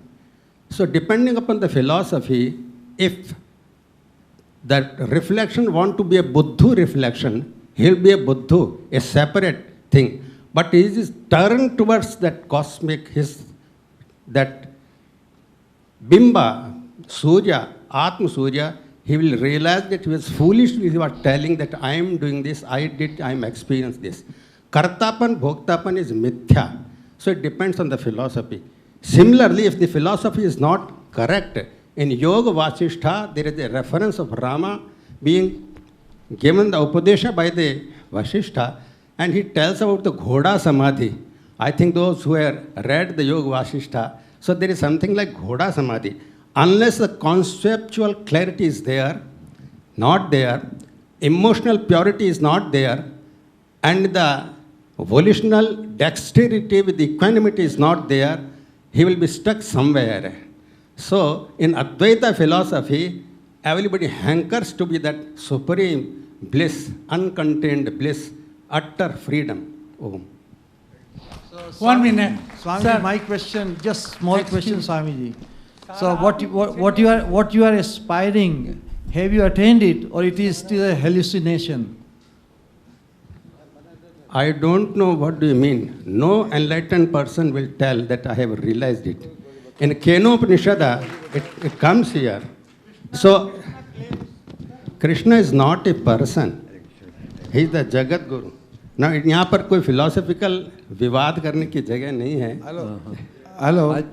Hello doctor साहब, मैं प्रणाम करता हूँ स्वामी जी को. और समाधि की बात चल गई है, इसलिए मैं ये बताए बिना नहीं रह पा रहा हूँ कि सबसे पहले तो मेरी जिज्ञासा है कि आपने किसी को क्या समाधि लगाए हुए देखा है या आपके अनुभव में आया है? ठीक है. मैंने एक योगी को मेरी इस जिज्ञासा के लिए वो हमको कुछ योग वगैरह सिखाया करते थे, वर्षों पहले की बात है। तो मैंने उनसे कहा कि आप समाधि लगा के बता सकते हैं क्या? तो उन्होंने कहा कि हाँ। और उन्होंने 4 दिन बाद का समय दिया, 5 फीट गहरा गड्ढा खुदवाया, 5 बाई 5 बाई ऐसे और 5 डेप्थ। इसके बाद उन्होंने उसमें कुशासन पर सुखासन में बैठ के एक कलश पानी का भरवा के ज़रूर रखा उन्होंने, इसके अलावा और कोई वस्तु नहीं वहाँ। और इसके बाद हमने सब ने उसके ऊपर एक टिन डाल करके और करीब 1.5 फुट मिट्टी चढ़ाई। उन्होंने अपनी क्या योग साधना की वो मैं नहीं जानता, लेकिन वो एकदम बिना हिले डुले बैठ गए।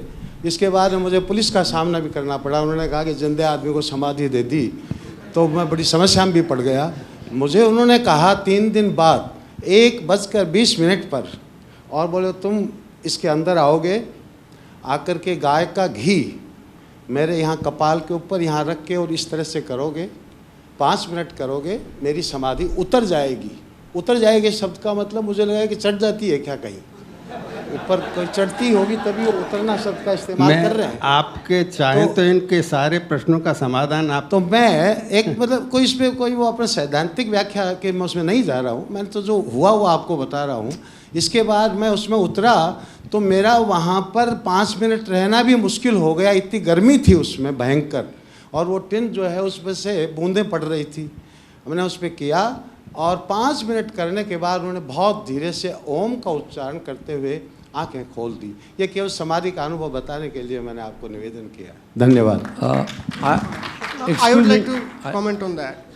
When a magician does the same thing and tells the audience that this is magic, then everyone claps. And when a spiritual guru does it, it is interpreted as he has some connection to the God or some higher consciousness like that. So it's common practice, as you can see, that the gurus use some tricks, scientific tricks, to astonish his viewers or followers, just to impose his thoughts on them so that they can follow him.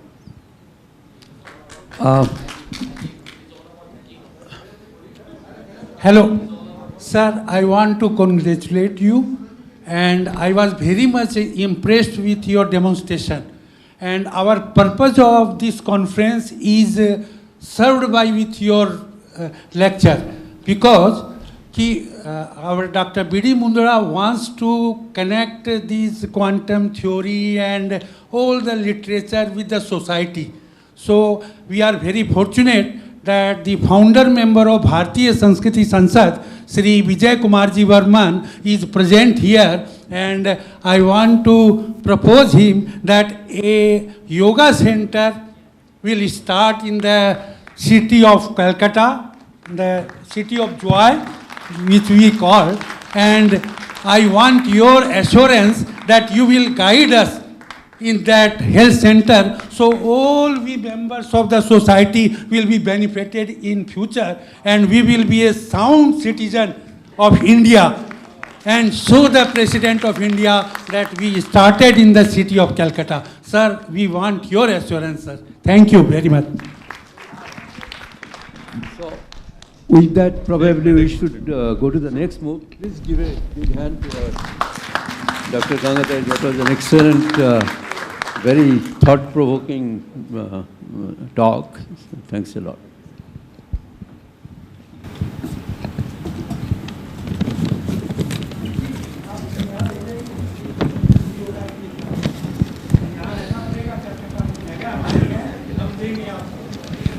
Continuing with the next.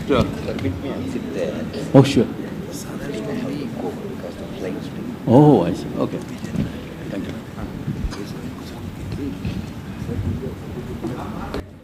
Continuing with the next speaker of the session, we have 2 more speakers, so we'll have to cut down on the question and answer. So I just wanted to. The next speaker is Sushant Sharma, am I right? Yes, Sushant. Yeah. And just to give an idea, he is actually an active Bhaktivedanta Institute participant, originally a tech leader of Mahindra technological company, and he's also an information technology specialist. He has dedicated to the study of consciousness from the scientific or spiritual perspective for a long time. So we will be expecting some valuable researches in the next talk. Thank you. Sir, I have a small announcement. I would request to Professor Das to please present a memento to Dr. Gangadhar because he has to leave now. Yes, please. I request Dr. Gangadhar, please come on stage.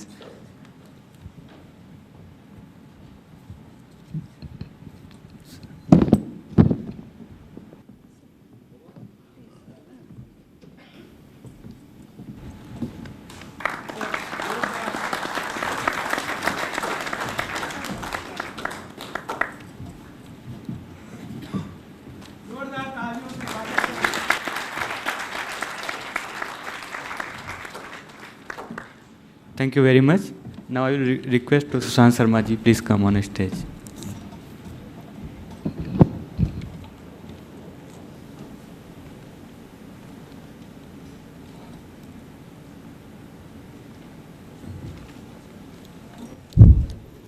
ओम अज्ञानतिमिरान्धस्य ज्ञानाञ्जनशलाकया चक्षुरुन्मिलितं येन तस्मै श्री गुरुवे नमः.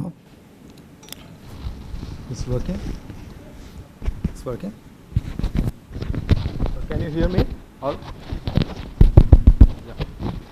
So हमने बहुत समाधि की बात कर ली, थोड़ा सा मैथमेटिक्स, सिंपल मैथमेटिक्स की बात करते हैं.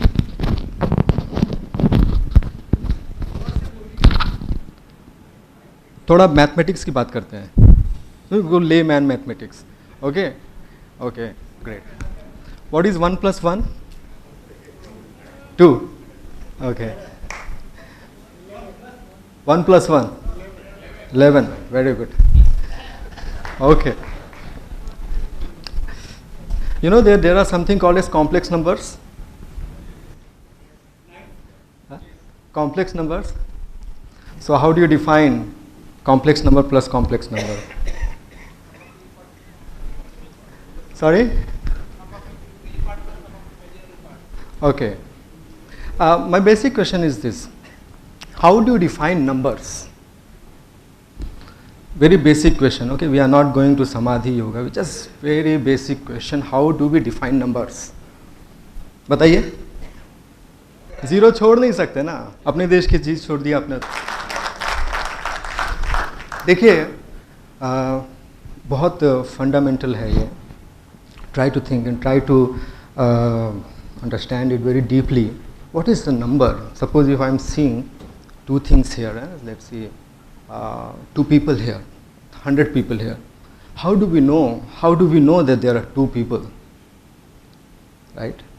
For deep head question. How do we always are able to differentiate 2 from 1, 1 from 3, one number from another number? Right? I will ask this question in a different way. See, I am the conference secretary also. So it is my right humbly to ask you, on a scale of 1 to 10, how will you rate this conference?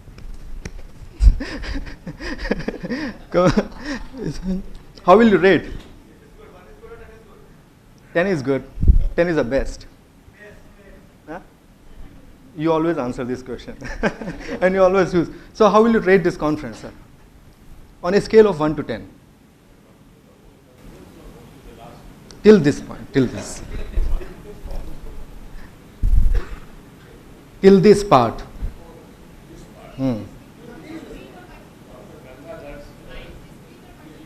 Sorry?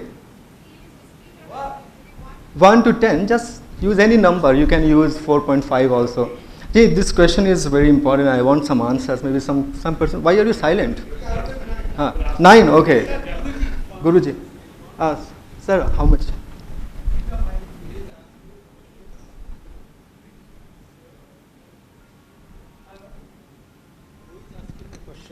I am asking the question as a secretary. Are you?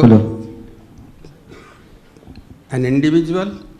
If you are confined by time, space, and individuality, it means you are considering yourself one. So then will be other person, so 1 + 1 will be 2. And so keep on doing this.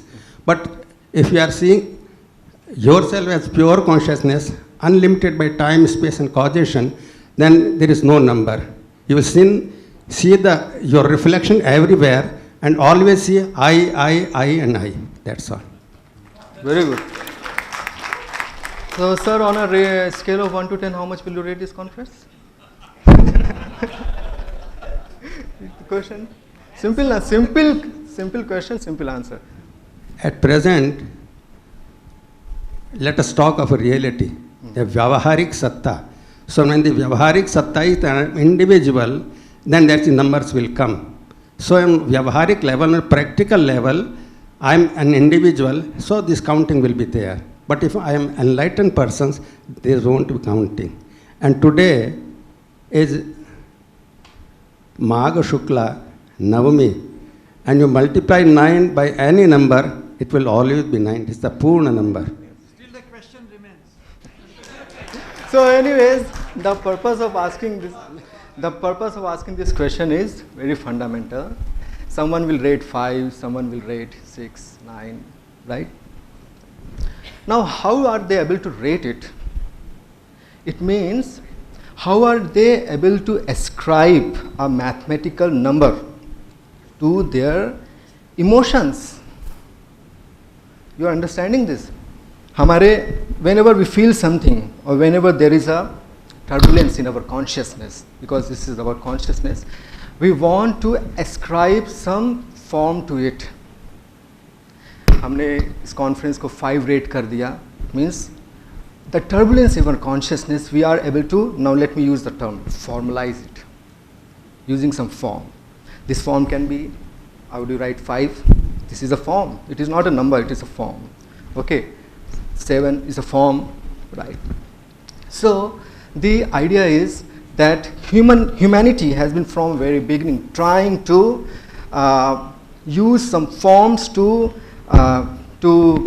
decode is turbulence in the consciousness. अपनी भावनाओं को बताने के लिए, therefore there is a discipline of language, and philosophy, then mathematics and physics and all these things like that. No, so now, suppose if we are able to formalize all our emotions, or feeling, or cognitive abilities, it means, what will be the result of this? If we are able to formalize all of our cognitive abilities, don't you think that very day the computer will become as intelligent as the human being? Right? What is the meaning of formalization? I'll take you to this presentation.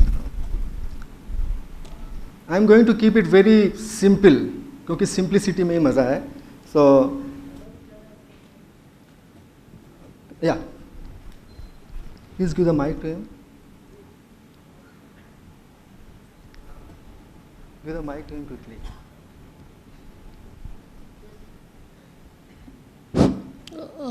You were trying to make it interactive, so I thought in the management programs we always talk about group discussion and interaction. I also teach quality and what is customer satisfaction or what is customer delight, different levels. And to us we say quality is performance divided by expectations. If your expectations are very high, then you have to perform superlative to give good quality. If I'm a professor from IIT, your expectations are different. If I'm from the ITI, your expectations are different. So when you asked about this 1 to 8, and there was a previous question also about experience of samadhi, rasgulla wahi hota hai, swad alag alag hota hai. To me it is different, for someone else it may be different. So I thought I'll just give this small comment. Yes. Thank you. So therefore you cannot formalize the taste of rasgulla, right? Because it's subjective. So now this match was fought between Gary Kasparov, his chess champion, and between a very intelligent computer, intelligent in quotes. And it so happened that chess champion, he lost He lost to that computerized game, formalized game. So people started discussing, not started, they have already been discussing that is it possible that machines could in future surpass human intelligence or at least be as intelligent as human being. In fact, in early 1900s, Hilbert, how many of you have heard his name, Hilbert? Hilbert and many mathematicians, they proposed, is it possible to come up with an axiomatic formalized system?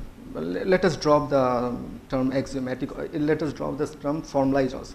Is it possible to construe or to devise a system which can prove all the truths?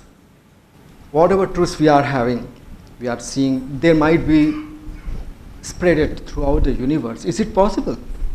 So people started wondering and that. So for example, if I ask you this question, look at this triangle and just convince yourself that this is an impossible object, right? It should not take you much time in convincing yourself it is an impossible object.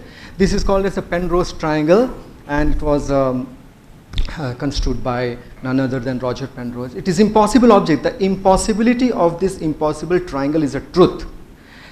But the question is that is it a provable truth? If I ask anyone to go and prove to your subordinate that it is impossible object, I'm going to tell you something very deep, that the difference between truthability and provability should be very clear. There are many truths around us which are not provable for one very reason, because they are not formalizable.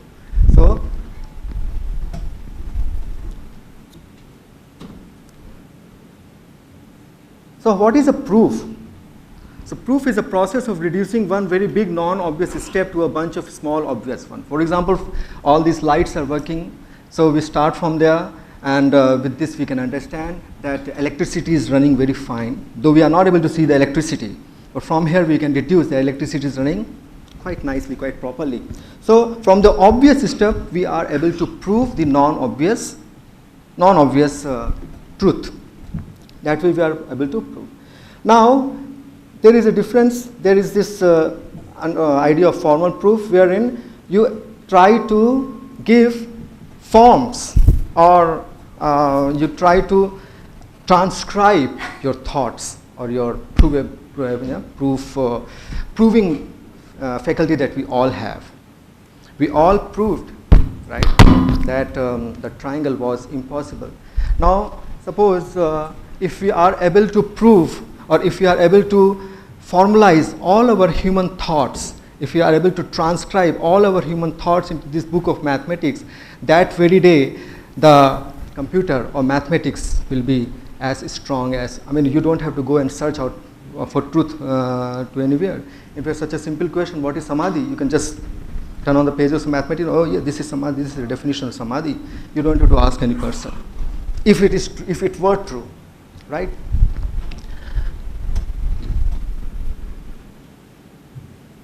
So, good Gödel, he gave the answer. He gave the answer that actually it is not possible. He said that it is not possible to formalize, I'm talking a very simple layman language, not technical nitty-gritty. It is not possible to formalize all the truths that are prevailing around us through a formalized system. He said, and he actually proved it. He did not only say, he proved it. This is called as this is the famous Gödel incompleteness theorem. Why does he say it incomplete? He says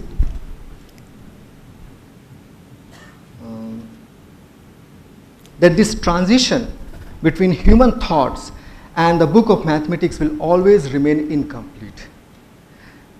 That even if you are able to formalize, or if you are able to transcribe some of your thoughts into the book of mathematics, there will still be many truths which are left, I mean, which you have not yet, which will you never be able to transcribe. Why does he say so? So for this, these two definitions, यहाँ पे आप मेरी तरफ देखिए, okay? Because it is, I will make it simple. There are two terms, complete and consistent. So when does a system become complete? When will you call a system is complete?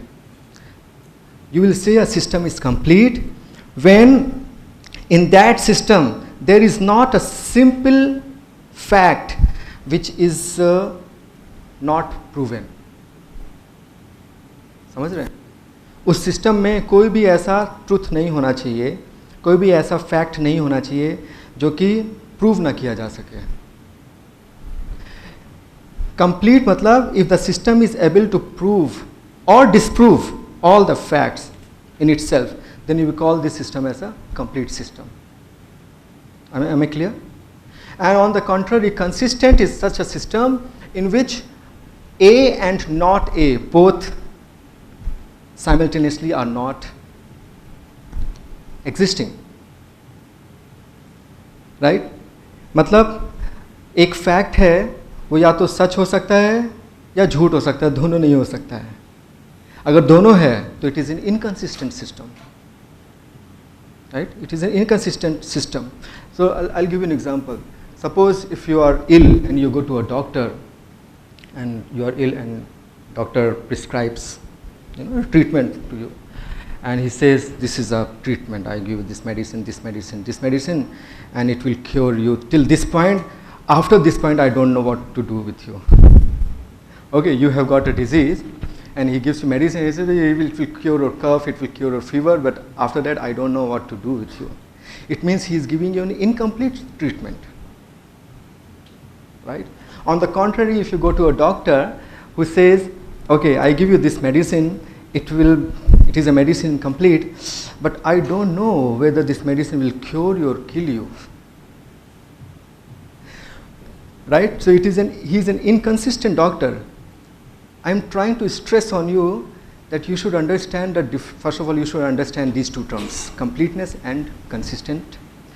And you should also understand that fundamentally तत्व में ये दोनों अलग-अलग चीजें हैं mathematically. A doctor is complete, something else, and doctor is consistent is something else. Will you like to take treatment from an incomplete or an inconsistent doctor for your treatment? No. You will like to go to a doctor who gives you not only complete solution but as well as consistent treatment. Okay?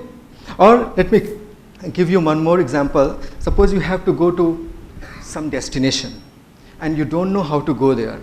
So you ask people, you resort to people, and some person comes to you and tells you, sir, this is the way you go this and take right and left and straight and go there. And you start going there, but then he stops you, he says, sir, whatever way I told you, I don't know whether it is correct or incorrect. Okay, this is one person. He is an inconsistent guide. And then if you take help from the other kind of person, he says, sir, okay, you go till here, take right, take left, go straight. He is giving you consistent guidance. But then he says, sir, I know only till this much, but after this I don't know. This is an incomplete guidance. Okay? So definitely, inconsistent guide is a dangerous guide because it does not know. But incomplete guide is also not a good news. If I have to go from here to there, and if you resort to just an incomplete guide, so you are taking, you are progressing towards your destination, and then you again ask some other incomplete guide, you will progress again incomplete guide, you progress further. So you are coming closer and closer, to your destination, but you will never be able to make it. Right? If you resort to only incomplete guidance, you will never be able to make it. So is the difference between completeness and consistent clear to you? Is there anyone who is not clear with this difference?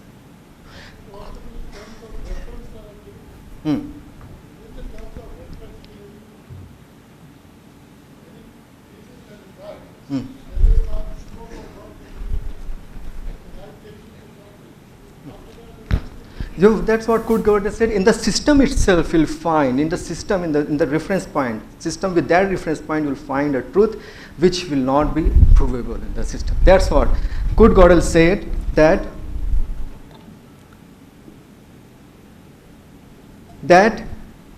a system cannot be both complete, a formalized system cannot be both complete and consistent at the same time. This is a very strong statement. He actually proved it. It means Kurt Gödel is saying that a doctor or a guide cannot be both complete and consistent at the same time. I'm trying to give you an analogy. Okay. He says that a mathematical system with forms 1, 2, 3, 4, addition, 1 plus 1 is equal to 2, 2 plus 2 is equal to 4. This is a system, mathematical system. It cannot be both complete and consistent at the same time. If it is complete, it has to have inconsistency. If it is consistent, if you want to remain consistent, then there will certainly be incompleteness. Therefore,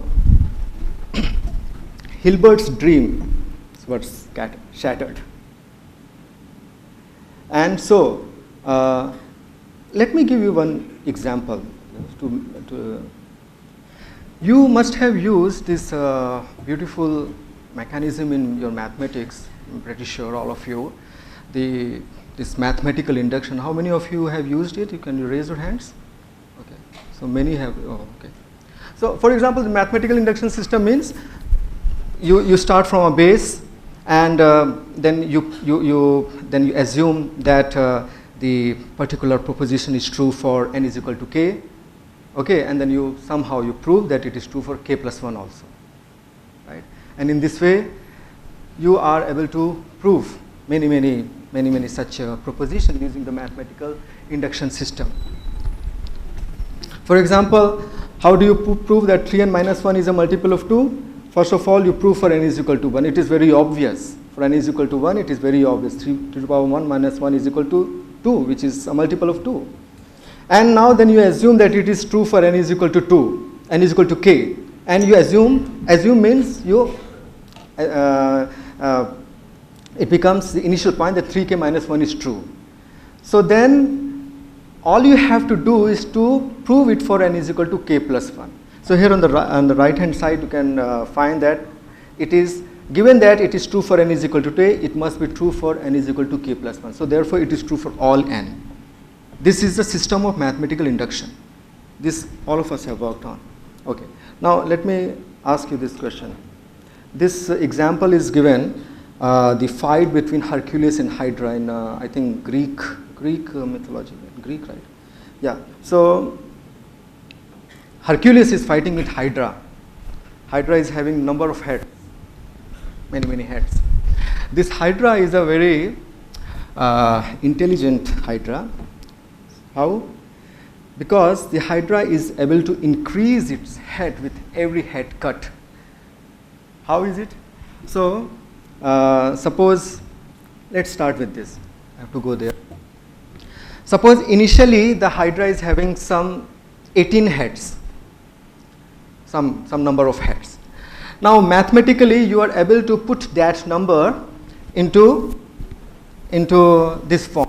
What is that form? You can put it that number as a sum of the exponents of 2. So you see this 18 can be represented as the base is 2 and the exponents are also 2, right? That is how you can represent 18. Now with every head cut, suppose Hercules cuts the head of Hydra, one head is gone. Now this Hydra is able to increase its head by this logic. All it has to do, it has to increase the base by 1. So 2 becomes 3. So it becomes 3 to the power 3 to the power 3 plus 3 to the power 3 to the power 0 and minus 1 because one head has gone. So now you have how many heads? 7.63 into the 10 to the power 12. It was having 18 heads, but now with just one head gone, Hydra is having so many heads. Again, Hercules cuts one more head, and then Hydra is having how many heads? 1.34 into 10 to the power 154 heads. and so on, 10 to the power 2, 184 hertz, so on, right? So using mathematical induction system, which we have been so very reliably using mathematical induction system, you can prove actually that Hydra will never be defeated, because with every head cut number of heads is like exponentially rising. With these many enormous number of heads every time, it is impossible to defeat Hydra, right? So, but Hercules will be able to kill Hydra. I expected an applause for Hercules here. Okay. So Hercules will be able to kill Hydra. Why is it so? This last sequence, M1, M2, M3, M4, M5, our induction system tells us that it is an ever-increasing ascending sequence. However, this famous sequence is called as Goodstein sequence. Please, you can search on Google Goodstein sequence. And it was proved by Reuben Goodstein using ordinal numbers. Ordinal numbers are not numbers like 1, 2, 3, 4. Using ordinal numbers, he could prove that such a sequence will eventually definitely terminate to 0. Not using any mathematical induction system. He proved using ordinal numbers that whatever be the initial number of heads that Hydra might be having, and it may increase rocketingly, but ultimately it will plummet down. जैसे घमंडी इंसान होता है ना, तो घमंड बढ़ता है एकदम से प्लमेट होता है. तो इसी तरह से ये हाइड्रा जो है, इसका हेड का काउंट 0 हो जाएगा, and Hercules will be able to kill Hydra. So what is the problem? See, the proof of this theorem is very sophisticated and uses a theory of ordinal numbers. So mathematical induction, what's wrong? ये mathematical induction कुछ शक होने लगा है लोगों को? Mathematical induction, can I have some answers from you? What's wrong with mathematical induction system? Sorry? It? No, mathematical induction system means n is equal to, if it is true for n is equal to, it should be true for n is equal to k plus 1 also, right?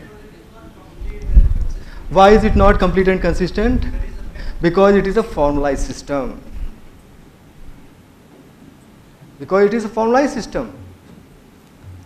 Therefore, very good answer. The problem is because mathematical induction system being a formalized system is not both complete and consistent at the same time.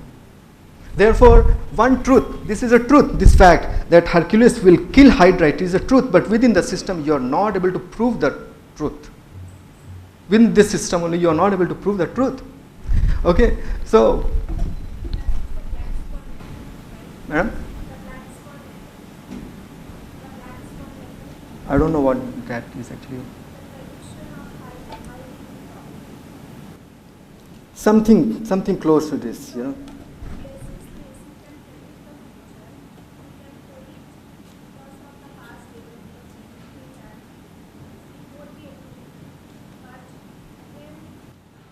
We see phenomena in this world which cannot be predicted by the data, because the data set is sometimes wrong. Correct. Because we always take the facts which are based on the past experiences, but we do not take those data which is based on the other factors and other behaviors. So this black swan effect tells of the high probability incidents which are highly probable that it can occur, like 9/11 or the tsunami. Yes. These are all black swan effects. So actually it is not only talking about the future. He is saying, Gödel is saying the present itself. In the present itself there are many truths which cannot be proven. Many truths which cannot be formalized. When I say proven, means they cannot be formally proven. Okay, so in the present itself, obviously there are in future. For example, this 9/11, you know, this one small boy, he was actually able to predict it. But that does not mean it is a predictable sequence, right? I am talking about some very deep aspects, which we know are true. We know that Hercules will kill Hydra. But using mathematical induction system, we cannot prove it. Yeah, so this is more from a mathematical standpoint, and what I was talking is more from social psychology. Statistics. More from social More psychology. social, yeah. Yeah. Thank you. So yeah, this is, my talk is mathematically driven. And in fact, Goodstein theorem is actually a Gödel theorem for mathematical induction. What is this fact? This fact that Hercules will be able to kill Hydra, this fact, it can be represented as a Gödel statement for this system by Kirby and Paris in 1982. They actually could translate this statement into the, you see, every system, any formalized system, for every formalized system there is a hidden or not hidden, there is somewhere a Gödelian statement. I'm not going to go into detail. Essentially, Gödelian statement is such a statement which cannot be proved or disproved. See, even disproving is also not a bad news. अगर हम जानते हैं that I don't know anything, that is also a knowledge. Suppose if I say, I know this thing, I know this thing, I know this thing, this is knowledge. Suppose someone is saying, he says, I don't know anything. Is this knowledge or not knowledge? This is also knowledge. But dangerous is such a person who says, I know everything, or even worse. No, actually he's the worst. I know everything. And there are some people, only Supreme Personality Godhead can say that. And this is a quantum physics conference where we are supposed to suppress our emotions also. So, so here, and suppose there is a person who says that I know this, but I don't know this. This can be true, this can be false. He is a completely confused Atma. Will you like to make friends with such a Atma? Right?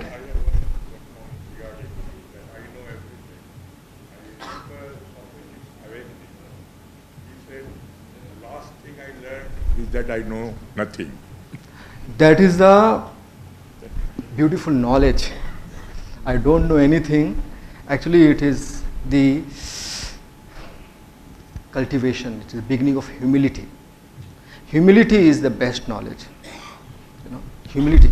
Knowledge means क्या था हमारे विद्या विनय ददाति, right? Vidya dadati vinaya. Yes. Actually, that is the real purpose of knowledge. All mathematical knowledge, scientific knowledge, whatever. If you are not becoming humble, then what is the use of such a knowledge? Gödel, you know these people, na? If you go around this pond, you must have seen these beautiful pictures, na? How many have seen Max Planck? And please help me, Heisenberg.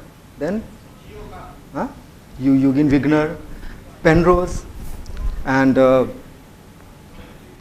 Dr. T.D. Singh, and Gödel, Newton, Nietzsche and Feynman. Do you think these are foolish people? They are the fathers of quantum physics.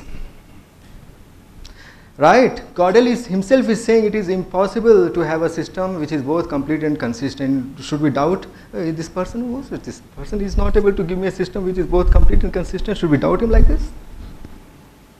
He's just telling us the truth, sharing the truth with us. So therefore, coming back to this slide, so what is the idea? Suppose this FS1 is in circle is your mathematical induction system, right? It's a mathematical induction system. And for this induction system, there is a spill, there is a truth, G, that Hercules will kill Hydra. This is a truth. But see, this is outside this system. In a sense, that system is not able to prove this truth. So therefore, how will you resort this? How will a clever so-called mathematician will resolve it? He will treat this truth as an axiom. It means G will become a fundamental truth. Now he will start treating G as an axiom. So therefore now he will have a newer system, FS2. And then he will say, he will be happy, oh see, now I am able to prove all the truths. I am treating G as an axiom. But then again, Gödel hit him hard. No. For this FS2 also you will have a G, equivalent G, Gödel statement, which he will not be able to prove in this FS2. So then he will devise FS3. So you will have, again in this way, he is getting closer and closer to destination, but he's not able to make it. Right? This is humility. You know, this is humility. This is a science of humility. Science of humility means I will never be able to make it alone. I will not be able to make it. This is a science of humility. So therefore, a machine cannot replace your intelligence, cognitive ability, which you should definitely be very proud of. This is good pride that I'm a conscious being, and intelligence is my property only. It's my property only. It cannot be imitated by any machine made of matter. It is the good news. Let's clap for ourselves. It's a good news. Okay, so therefore, I don't want to go in much detail. So consciousness, the idea is, before that, for example, I'll give you some more very basic questions or basic facts. Suppose this famous liar's paradox. This is a statement. I always speak lie. Now, how many of you say this is true? It is true or lie? This is truth or false? It is both truth and false, right? I mean, or is it is neither. Because if he speaks lie, then this very statement becomes false, right? Right. If you resort to formal system, you will not be prove it or you will not be disprove it. I always, simple statement is this one. This was proposed by Russell. I always speak lie. But you know that you always speak lie. I mean, suppose if a person is there, he always speak lie. He knows within himself that this is true or this may not be true, right? Suppose a बहुत ही सत्यवादी person है, he can prove it within himself that he always speaks lie. That this statement is true, and we all know that this statement is not true. This statement is true actually within ourselves. We all know. Okay, but a formal system, a machine, a computer, वो बता नहीं पाएगा ऐसा. वो पूरा confusion फंस जाएगा, क्या कहना चाह रहा है, वो truth है कि false है, क्या है. क्यों? क्योंकि मशीन एक formalized system है और हम एक consciousness bearing जीवात्मा, consciousness bearing element हैं, जिसमें एक self reference का property होती है. It'll take only few more minutes. I'm concluding it. Self reference is a very, very important property of consciousness. Here, without resorting to self reference, you cannot prove or disprove this paradox. Paradoxness of this statement is a truth, which cannot be proved by or disproved by a formalized system. But you, as a conscious living entity, you have proved the paradoxness. You can intuitively you have proved, right? Intuitively you have proved that this is a paradox, right? So it is not true only with human beings, even with animals. For example, this is my famous example I give every class, every such presentation, and I can't. Very beautiful example. I was watching this National Geographic channel, and this is truth. And so there was a lioness. She is mother of 3 cubs. She was walking with the 3 cubs. Down the line, she realizes her 1 cub is missing. Now, how is she able to calculate it? She did not go to any mathematics class. I mean, she did not calculate it as right now I can see 1 and 1 plus 1 is equal to 2 cubs. I am a mother of 3 cubs. 3 minus 1 is equal to 2. Oh my God, I lost 1 cub. She does not have to resort to any mathematical number, does she? 1, or mathematical system is plus or is equal to, or this mathematical, assignment operators plus, or logic, numeric logic, 1 plus 1 is equal to 2. She just know intuitively, she knows that her 1 cub is missing. Intuitively she knows. So therefore, why does she intuitively know? Because she also, being a conscious living entity, has this wonderful property of self-reference. And not only self-reference, she has the property of intuition and embedded provability or proving mechanism. She's, after all, she's also a part and parcel of God. So therefore, she can prove it. And so therefore, this conscious, this possession of ourselves, that this cannot be imitable by any matter, our intelligence cannot be imitated by any material logic or this or that, is a good news. So with that, I conclude my session. Thank you very much.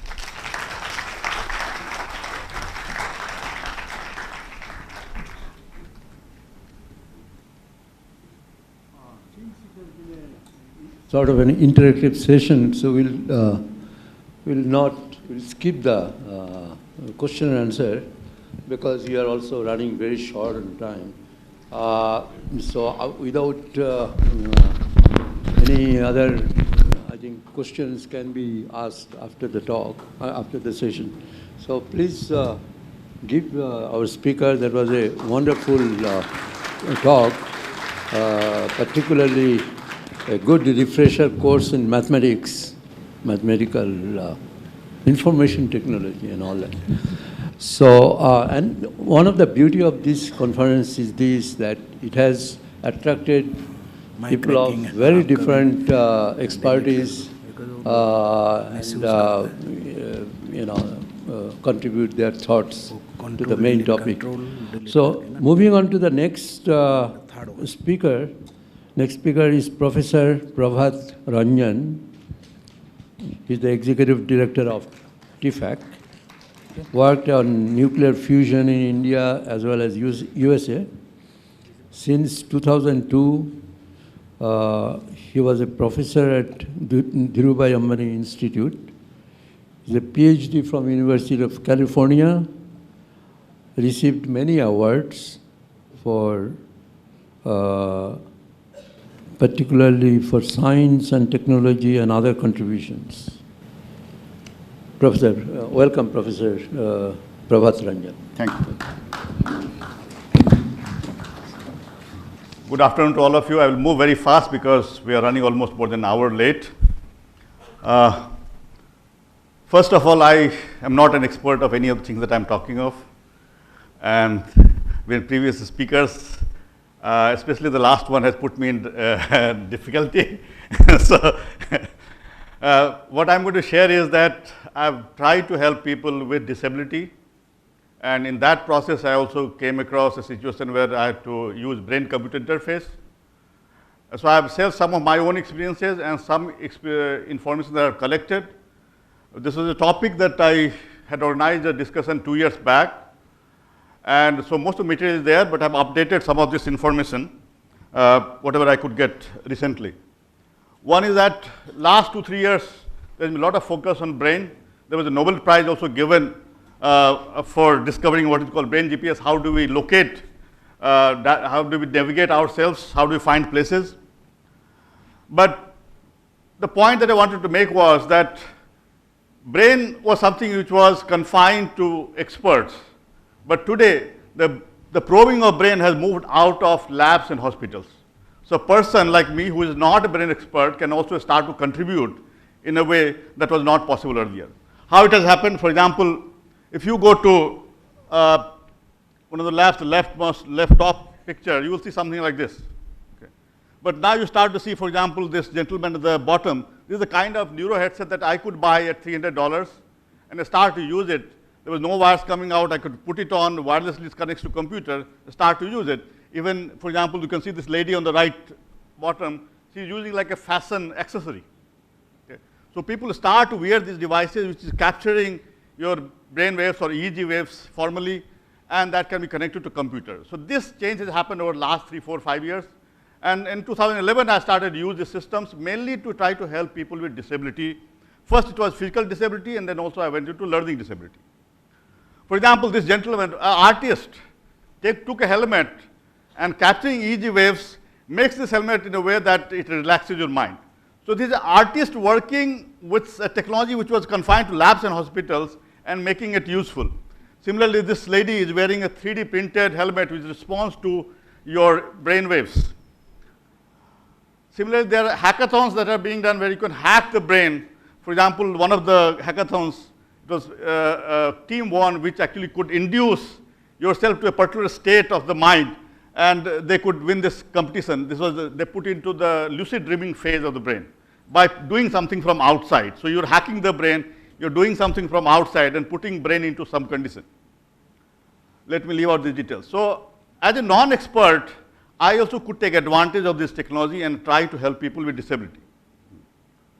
For example, in 2011, I demonstrated for the first time that I could capture EEG waves or brain waves, and then operate, for example, light or fan or computer or TV without my hands or legs or my voice.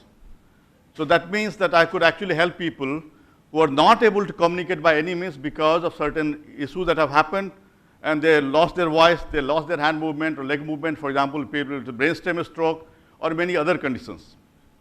This I'm demonstrating in 2011. This is 1st July, I put it on YouTube, and then I was looking for people whom I could help. I came across this gentleman who graduated from IIM Ahmedabad in 93. After 6 years, at the age of 32, had a brainstem stroke. He lost his voice, lost his hand and leg movement. He can hear and see, so he can take information, but he cannot communicate. So he could only communicate through blink of his eyes. That was the only way he could communicate. And so about 5 years back, we provided him with this system through which he could start to type. I'll just show you the video of this. So in this case, what we are doing, we're capturing his head movement. So left, right, and up, down head movement is mapped to mouse cursor movement. So it's basically controlling the mouse cursor movement through his head. And then we give him an on-screen keyboard. Then whichever character he wants to type, he takes the cursor there and blinks his eyes. The blink of eyes is only control. We map the blink of eye to mouse, left mouse click. So with head movement, he's moving the cursor. With blink of his eyes, we map to left mouse click. Whichever character he wants to type, he starts to type that. He's typing this character J right now. Why is typing? Because this is his wife's name, Jayasri, Jay in short form. After 13 years, for the first time, he's able to communicate by himself. And what he's typing is his wife's name, Jayasri, and Jay he's writing. It took him 3 to 4 minutes to write those 4 characters because his head was not stationary. His head was shaking. But then slowly he learned how to control his head, and for the last 5 years he's using this to write blogs. Regularly he writes blogs. He maintains that. I'll not go into more detail because short is time. Next day he demonstrated that how he could control other things around in his room. For example, he's controlling a light bulb here with blink of his eyes. So he put it off, he will put it on again, and you'll see the smile on his face. That the smile is what science and technology can bring.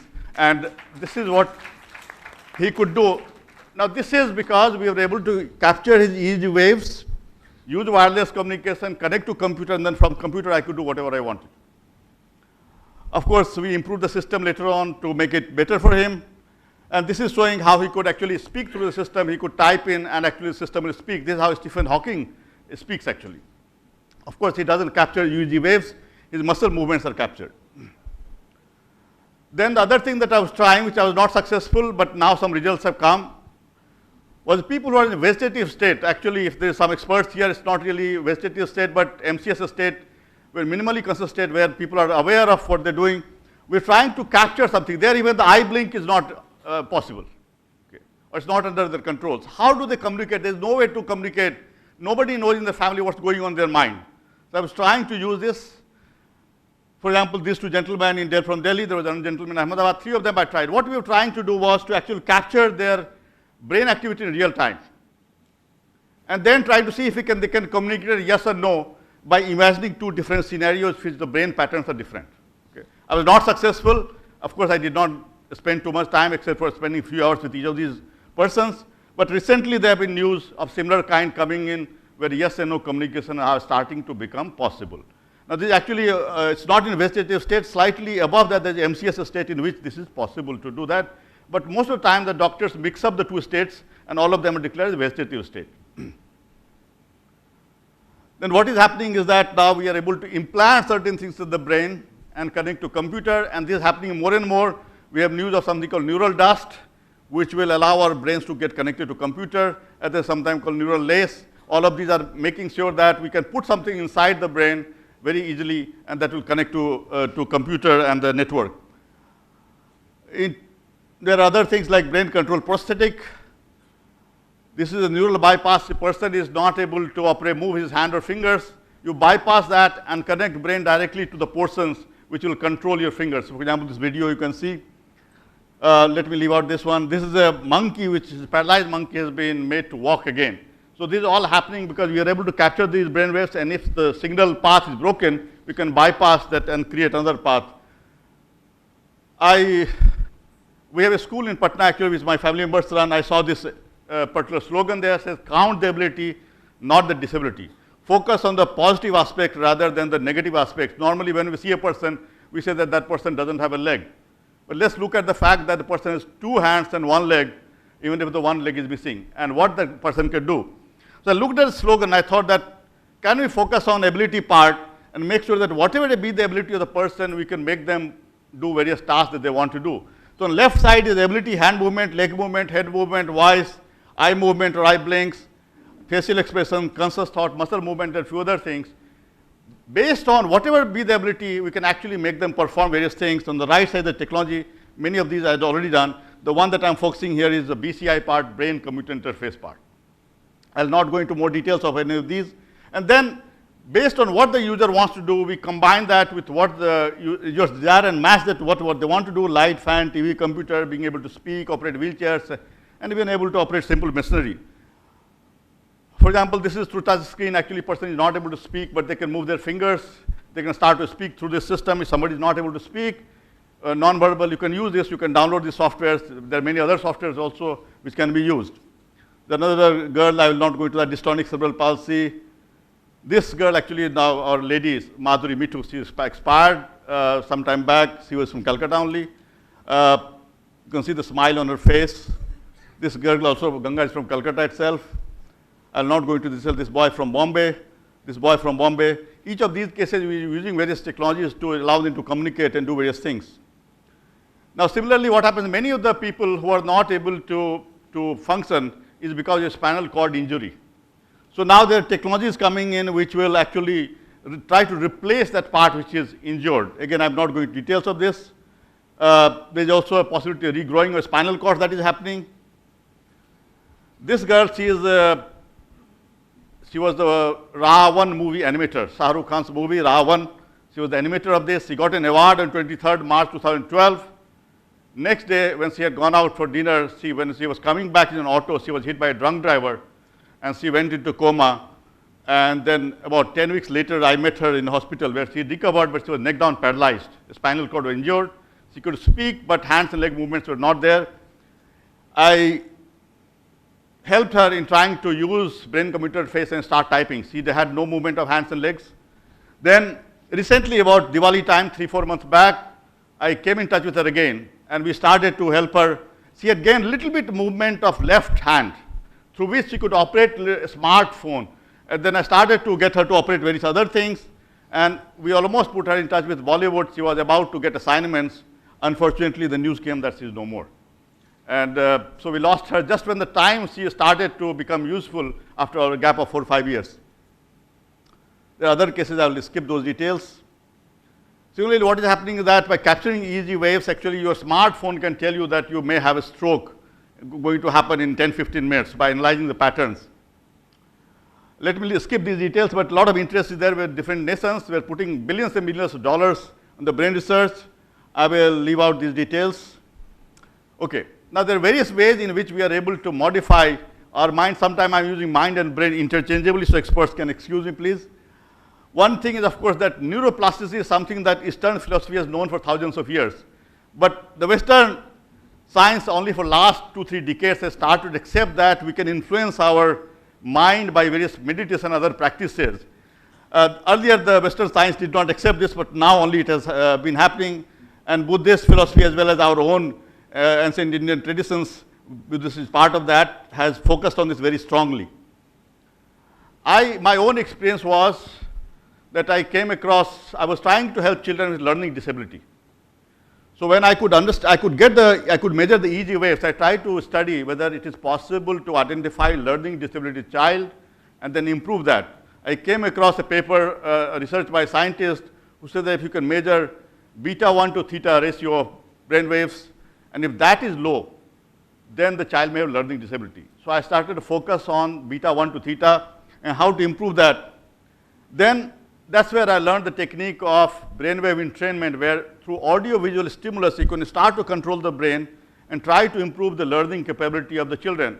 At the same time, I also learned that our own traditional techniques of, like one of the speakers talked about, yoga, pranayama, and so on, kundalini chakra, they can also help you in improving your learning and other experiences. Each one is efficient in some condition, and some other systems are efficient in some other condition.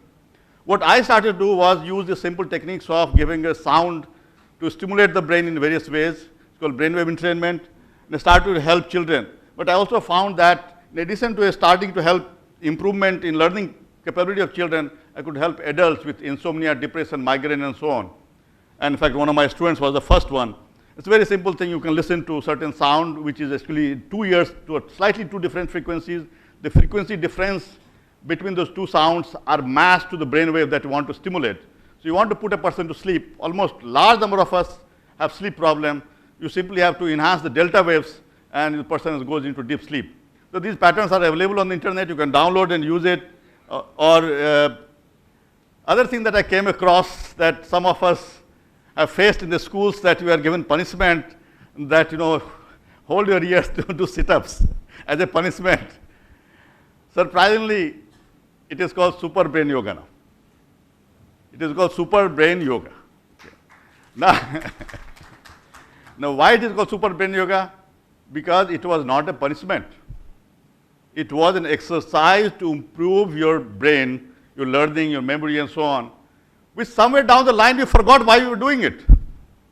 And we thought it is being given to weak children to improve their brain. We forgot, so we thought it's a punishment. And only now it's being rediscovered as super brain yoga, and somebody charging money to make you do these sit-ups. And of course, you have to do it right. You have to hold your ears like this, thumb out. When you sit, inhale. When you get up, exhale. 5 minutes in the morning, 5 minutes in the evening. You see that some of the US hospitals in Japan, people with various conditions, and even Alzheimer's and so on, are being asked to do this exercise. So this was something we knew thousands of years, but we forgot, somewhere we lost this information, why we are doing it. It became a ritual, and then we thought it's a punishment. And then, so today if I explain to children that please do this, they're happy to do this, because it's no longer a punishment. Let me leave out this detail. So it's a traditional knowledge that lost. There are many such traditional knowledge that we have lost. Actually, there are a lot of improvements in our mind that we can do, and let me leave out these details here. But just to give you an example, we have to prove some of this scientifically. For example, if you go to Ayurveda center and they do Panchkarm, what are these Shirodhara? Okay. And I was in touch with the Ayurveda company chairman, unfortunately he's no more. He told me that Shirodhara, when you do, you drip oil and your pineal gland is activated. I asked him, did you have any proof of this? He said, no, we don't have any proof. This is what we have been following traditionally. Then I said, all right, what we will do, you do this and I will monitor the brain and look at the EEG waves and see if there is a change that is happening which is consistent with what you're thinking. And if you can prove that, then two things happen. Of course, first we have proven that this is happening. Second, we can optimize it. Unless our traditional knowledge is already so optimized that there is no further scope improvement. Unfortunately, we lost him, so we are not able to continue. But some of you want, you can do this, that you can do this exercise and monitor the EEG waves, making sure that they don't affect each other. Similarly, what has happened is that your Brahmi has been used to improve our brain for a long time. But also cognition enhancing drugs are being used. Some of these drugs were developed to help children with various conditions, but now many students are taking this to improve their performance in exams.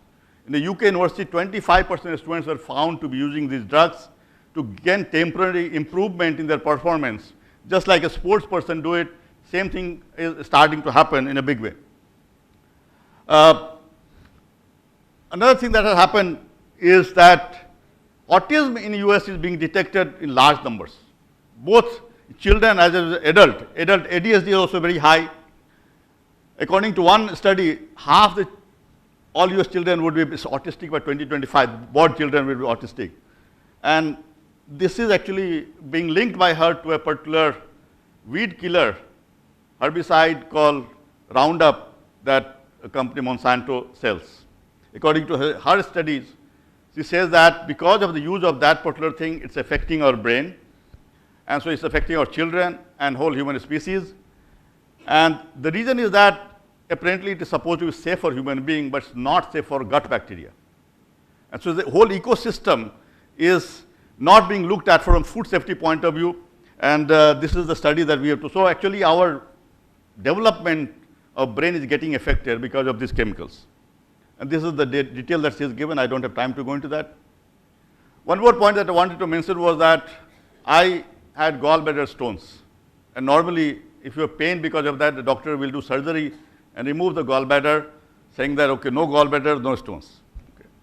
Fortunately, I came across a book written by a German gentleman who had come to India to learn Ayurveda to solve his own health problems. And from that book, actually, I learned how to remove the stones from gallbladder without any surgery. So I followed that process, removed that gallbladder. My gallbladder is intact without any stones. And I do that process periodically. It's something you can do in home. When I did that in home, and of course I confirmed with ultrasound and so on, my wife would not believe otherwise. She's from Calcutta, and my father-in-law was a doctor. So she insisted that I must do ultrasound to show her. And actually it was successfully shown that no gallstones exist. But when I was successful, I went through that book more carefully.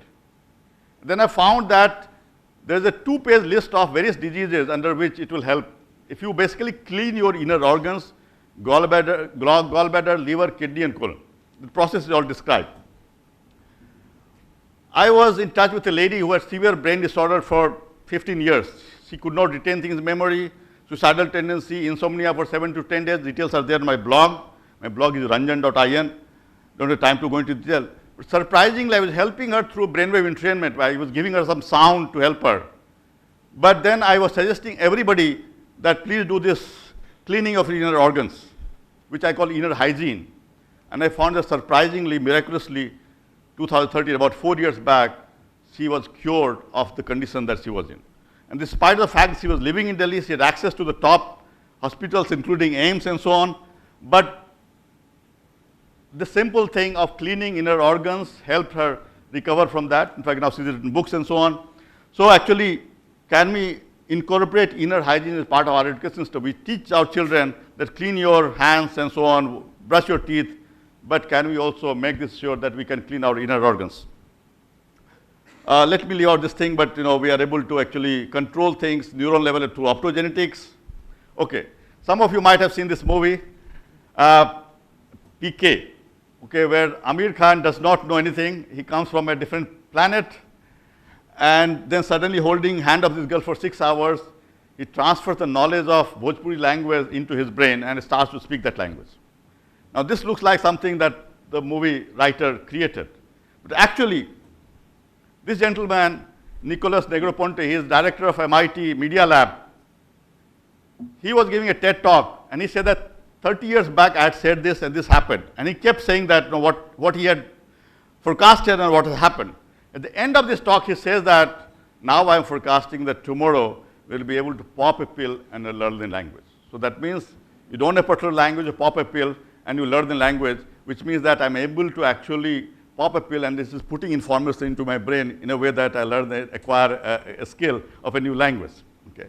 So actually this is being worked upon by US Department of Defense because their soldiers go into various territories, they fight all over the world, and so they want to learn new language very quickly, and this is the research that is going on. Also downloading lessons into the brain is starting to happen. For example, according to one study, if I'm training a new pilot, and I have an old pilot, I pick up the brain waves from there and feed into this other guy. So the new pilot who is being trained, the learning time, suppose it was 1 year, it would reduce to 3 months. So actually you're transferring experience from one brain to other. This is also starting to happen. No, it's all external. So you're not pulling part of his brain and putting it to somebody else. Okay, let's look into this other angle. It is being said that very quickly we would have computing power equivalent to a mouse has already been crossed, human being in next 8 to 10 years. And by 2050, if I put all human beings on Earth together, take their all the collective brain, we'll have in one computer of $1,000 computer or smartphone of $1,000. That is the possibility that we're looking at. Just to give you a perspective of this, the simplest species, roundworm, has only about 302 neurons with 7,500 neurons as compared to human beings, which is 100 billion neurons and 100 trillion synapses. Rat is not too bad, 200 million neurons and 100 billion synapses. So rat itself is very smart, and we have seen that you try to capture rat, and they're quite smart. Now, that roundworm, which is only 300 neurons, the simplest one, it has been possible to put its mind into a Lego robot, a toy, that you put that mind and it starts to learn like this particular thing, and so it starts to behave like that. Okay. So it looks like that it's a very simple thing, 300 neurons. Is it really important for us? Surprisingly, human being and that roundworm share 80% of the genes. Okay. So it's not too bad. It's 80% genes we are sharing with that. So that means that is it possible that we may be able to download our brain into computer? Of course, Dr. Sharma will not accept this, but if this happens, is it beginning of digital immortality? That means we may, our physical body may go, but we may survive through computers. This is digital immortality, and are we moving towards this? Trying to simulate a human brain through supercomputers was not so easy. Just to simulate 1 second of human brain activity using the fastest supercomputer took about 83,000 processors, petabytes of memory, and 60 to 70 megawatts of power. All that we could do was that for that 1 second of human brain, it took 40 minutes to do that, that 1 second, 40 minutes of time. That was so difficult. So when it looks like that, can we really simulate brain onto the computer? It looks impossible. But the brain-inspired computers are starting to come. For example, IBM has these neurosynaptic chips. And I'll just show you the, in fact, fortunately, the gentleman who is heading this team is an Indian, Dr. Dharmendra Modha from IIT Kanpur. They have made such a jump in this that it can actually transform science technology by, especially our vision that we have is much better than computer, our audit system is much better, but these systems could start to duplicate the capabilities that we have. You can see the jump. 2011 and 2014, programmable neurons from 256 to 1 million. Every year, order of magnitude is jumping.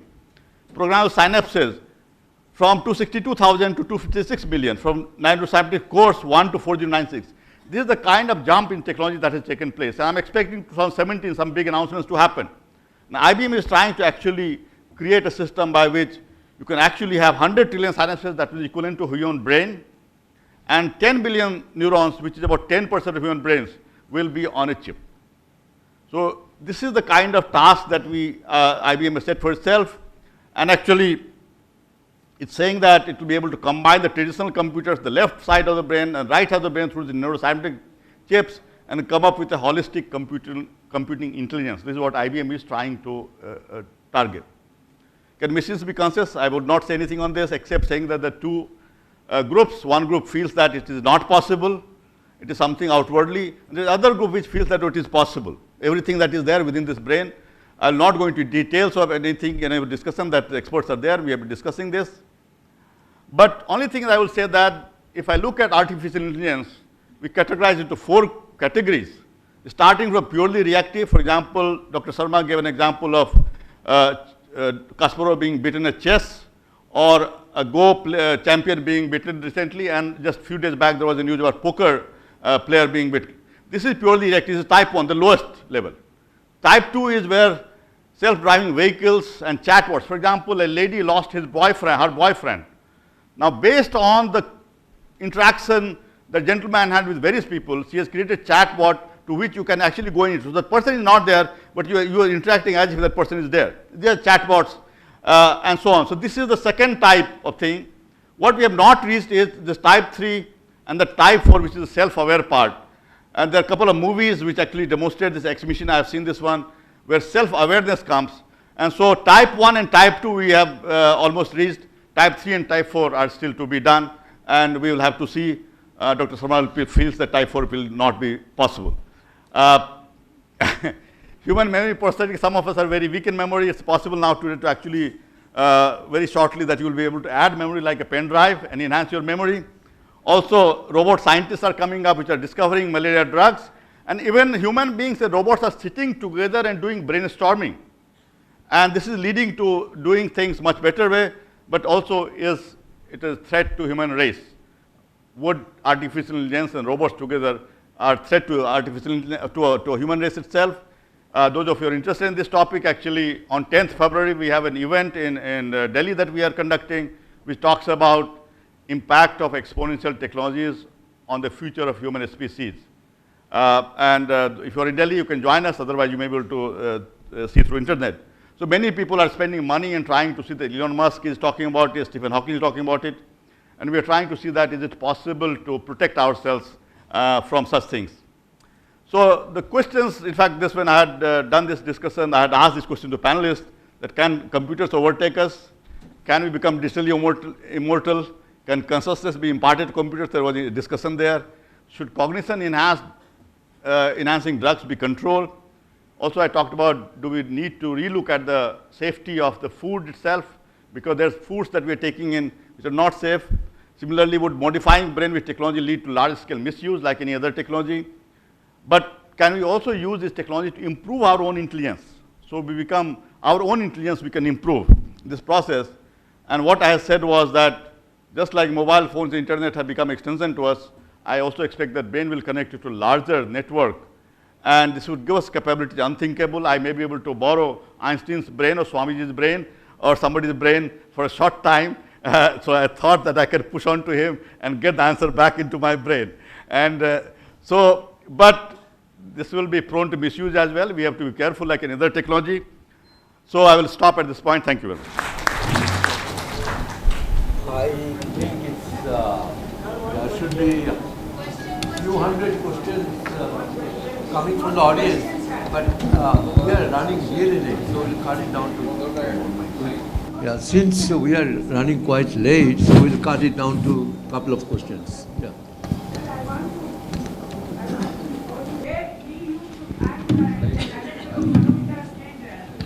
Where we used to get, suppose in 10 patients, one autistic child, but now we are getting every day 5 to 6 children autistic and ADHD. So it is increasing in India. I agree with you 100%. Mother's milk, which is found that glyphosate, which is being used, the percentage has gone up by hundreds of times beyond the safety limit. It's affecting children. So the point that I'm making is that we need to relook at the food safety norms because it is not looking at the complete body, including the beneficial bacteria. We need to define that. Yeah, right. So I agree with you on that. Especially our way of life, sir. Sure.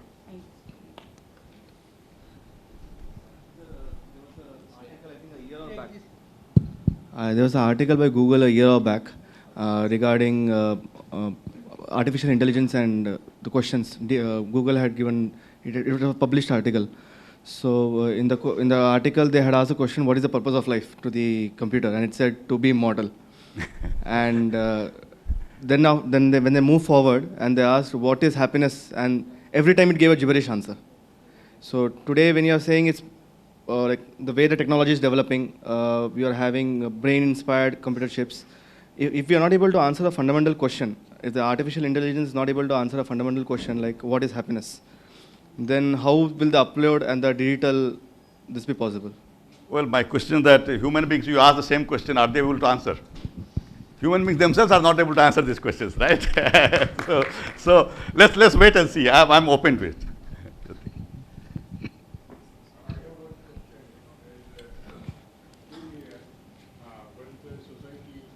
For the deaf and retarded children, I patronized that school as the chief patron, and the children came from Mother Teresa's home long ago when Mother Teresa was alive. She told me that there are some disabled children in my home. If you could get them at your school and bring them to mainstream. So that was how I got started. Now the problem is what you talked about hygiene. When you went too deep into the problem, in poor family, most of the impairedness of the hearing is caused because of the poor hygiene at the time of delivery. And it is not properly done, and then they do some local thing like mustard, oil, putting, and they make the impairing. So therefore, is there any government effort to improve the hygiene at the time of delivery? Okay, I would not want to answer on behalf of government, but I did not share something. My own organization is a technology think tank for the country. Our task is to look into future, how technology is going to come. And about 20 years back, in 1996, Dr. Kalam was our chairman. At that time, we released a document called Technology Vision 2020. We have just released about a year back a Technology Vision 2035. In this document, we are talking about this aspect, including we have defined 10 grand challenges. And the first grand challenge I will just mention here for your benefit is relates to elimination of female and child anemia. As you are aware that anemia is an issue that countries struggled for last several decades. We spend a lot of money on this, but still 60 to 80% women in India are anemic. Yes. And 1/3 to 1/4 children are anemic. Exactly. So this we have taken as one of the grand challenges. One is this particular one. So similarly, this part is there. India has the highest number of pregnant anemic women. Right. And there is an organization called Samaj Pragati Sahayog in Madhya Pradesh, and we are treating 36 villages and going to each village to pinpoint the pregnant women and give them proper medicine, proper hygiene, because the jaundice is a very scaring disease. If a pregnant woman gets jaundice, then it is a disastrous thing which happens. So out of these 36 villages where we worked, we have made about 20 villages. All the pregnant anemic women are well treated there. Right. There is another thing, is the malnourishment, regarding which is leading to disability. Few years ago, Manmohan Singh, our Prime Minister, said, India has 42% of malnourished children in the age group of 1 to 5. So this is a very scaring thing, and there are some efforts to improve the nourishment of the children, like Anganwadi schools and other things they are doing. Yeah, so what we have done is that we have set certain targets for the country, including infant mortality, maternal mortality rate and so on, anemia and all that. With anemia, we already started work. We are working with the Indian Council of Medical Research, Ministry of Health and Family Welfare, Ministry of Women and Child Development. In the case of anemia, we simply don't understand because we have been taking action. Every year we are spending 400 crores rupees. It's not leading to that. So first our understanding is why we are not able to make success, and then take action. Please, sorry. Yeah, very beautiful exposition by Prabhat. I come from DMS, IIT Delhi. Right. We are neighbors in the same building. We don't get time to talk there. I think this so-called competing with each other, whether it is science with technology, technology with humanity, with consciousness, I think we have to be supplementing and be complementary to each other. And that is what I got the answer from your session. I was going to ask that why this sort of a competition? It should be complementarity in nature. And I think that is how technology and human beings are being used for each other, for the benefit of each other. And they're not competing. I think holistic approach is all about, it should not be that the medical technology says operation successful, but patient died. Okay? So I think holism is very important. Yeah, so actually I say the same thing. That was my concluding remark, that what is happening is that the brain and computer are connecting together, and the body and machine are connecting together. I did not give an example. For example, a gentleman lost his hand, but he did not want a prosthetic hand. What he had is a tattooing machine attached to him. So people are accepting machines to be part of their body, or a gentleman lost both his legs. Now what he has is 5 pair of bionic legs. For example, he wants to swimming, he uses 1 pair. He wants to do rock climbing, he uses another pair. So it's just like many ladies have thousands of shoes, pair of shoes that you change based on occasion and the dress. he uses those bionic legs. So the statement that I make is that the day we would be willing to give up our biological limbs for bionic limbs is the day disability would have been disabled by technology. Hello, Ranjan sir. Thank you very much. Just a minute. Hello, Ranjan sir.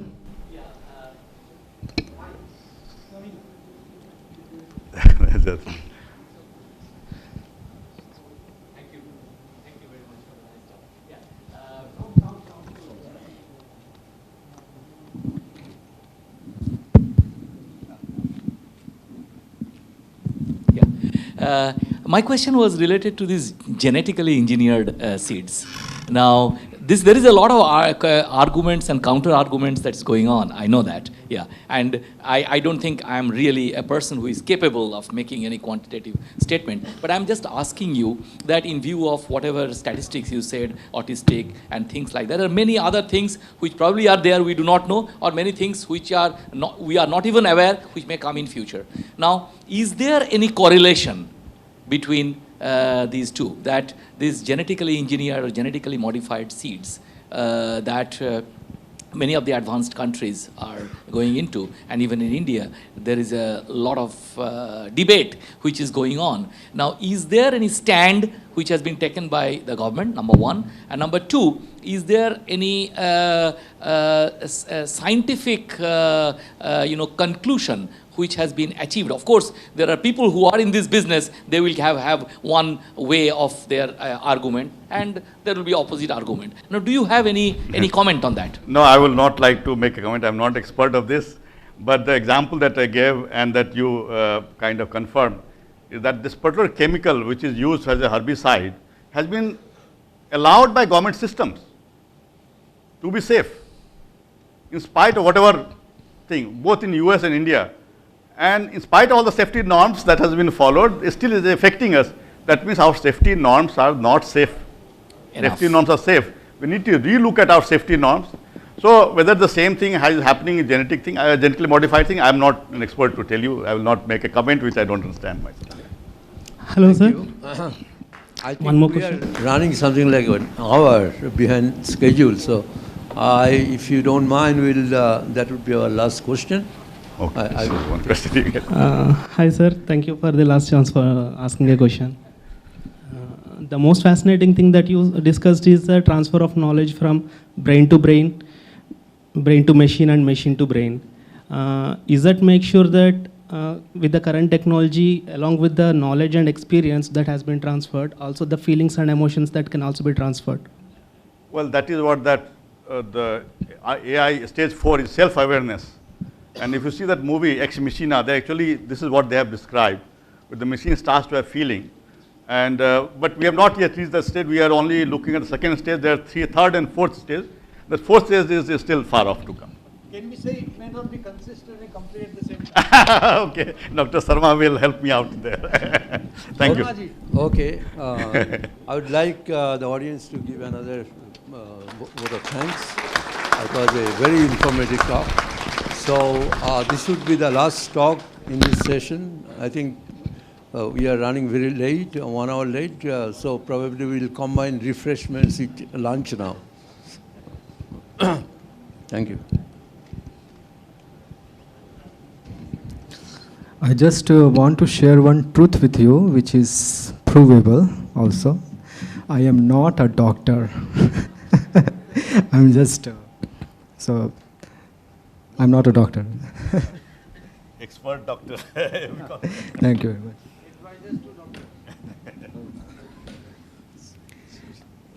Thank you. Thank you very much, speakers. May I request to our session chair to please present the mementos to our speakers.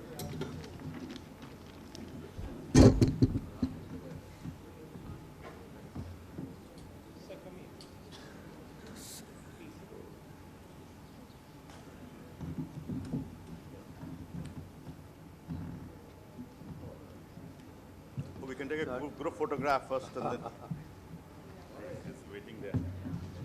Or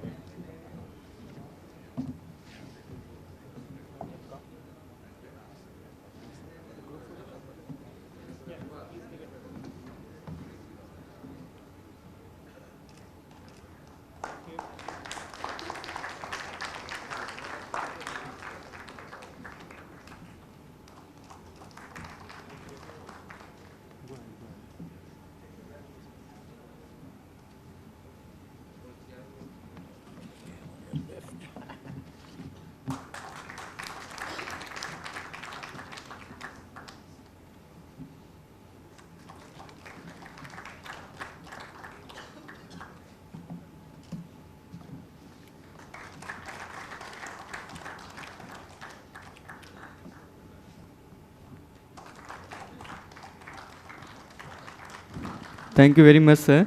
May I now call Professor G.P. Das to please present a memento to our session chair to Professor G.P. Das. I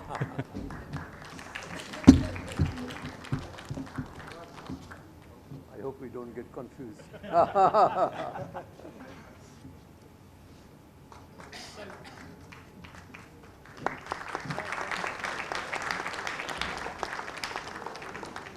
So one GP Das is presenting the memento to another GP Das. So it's a doubly degenerate in quantum mechanical language. It's a good example of I and me. Okay, thank you very much, speakers and session chairs.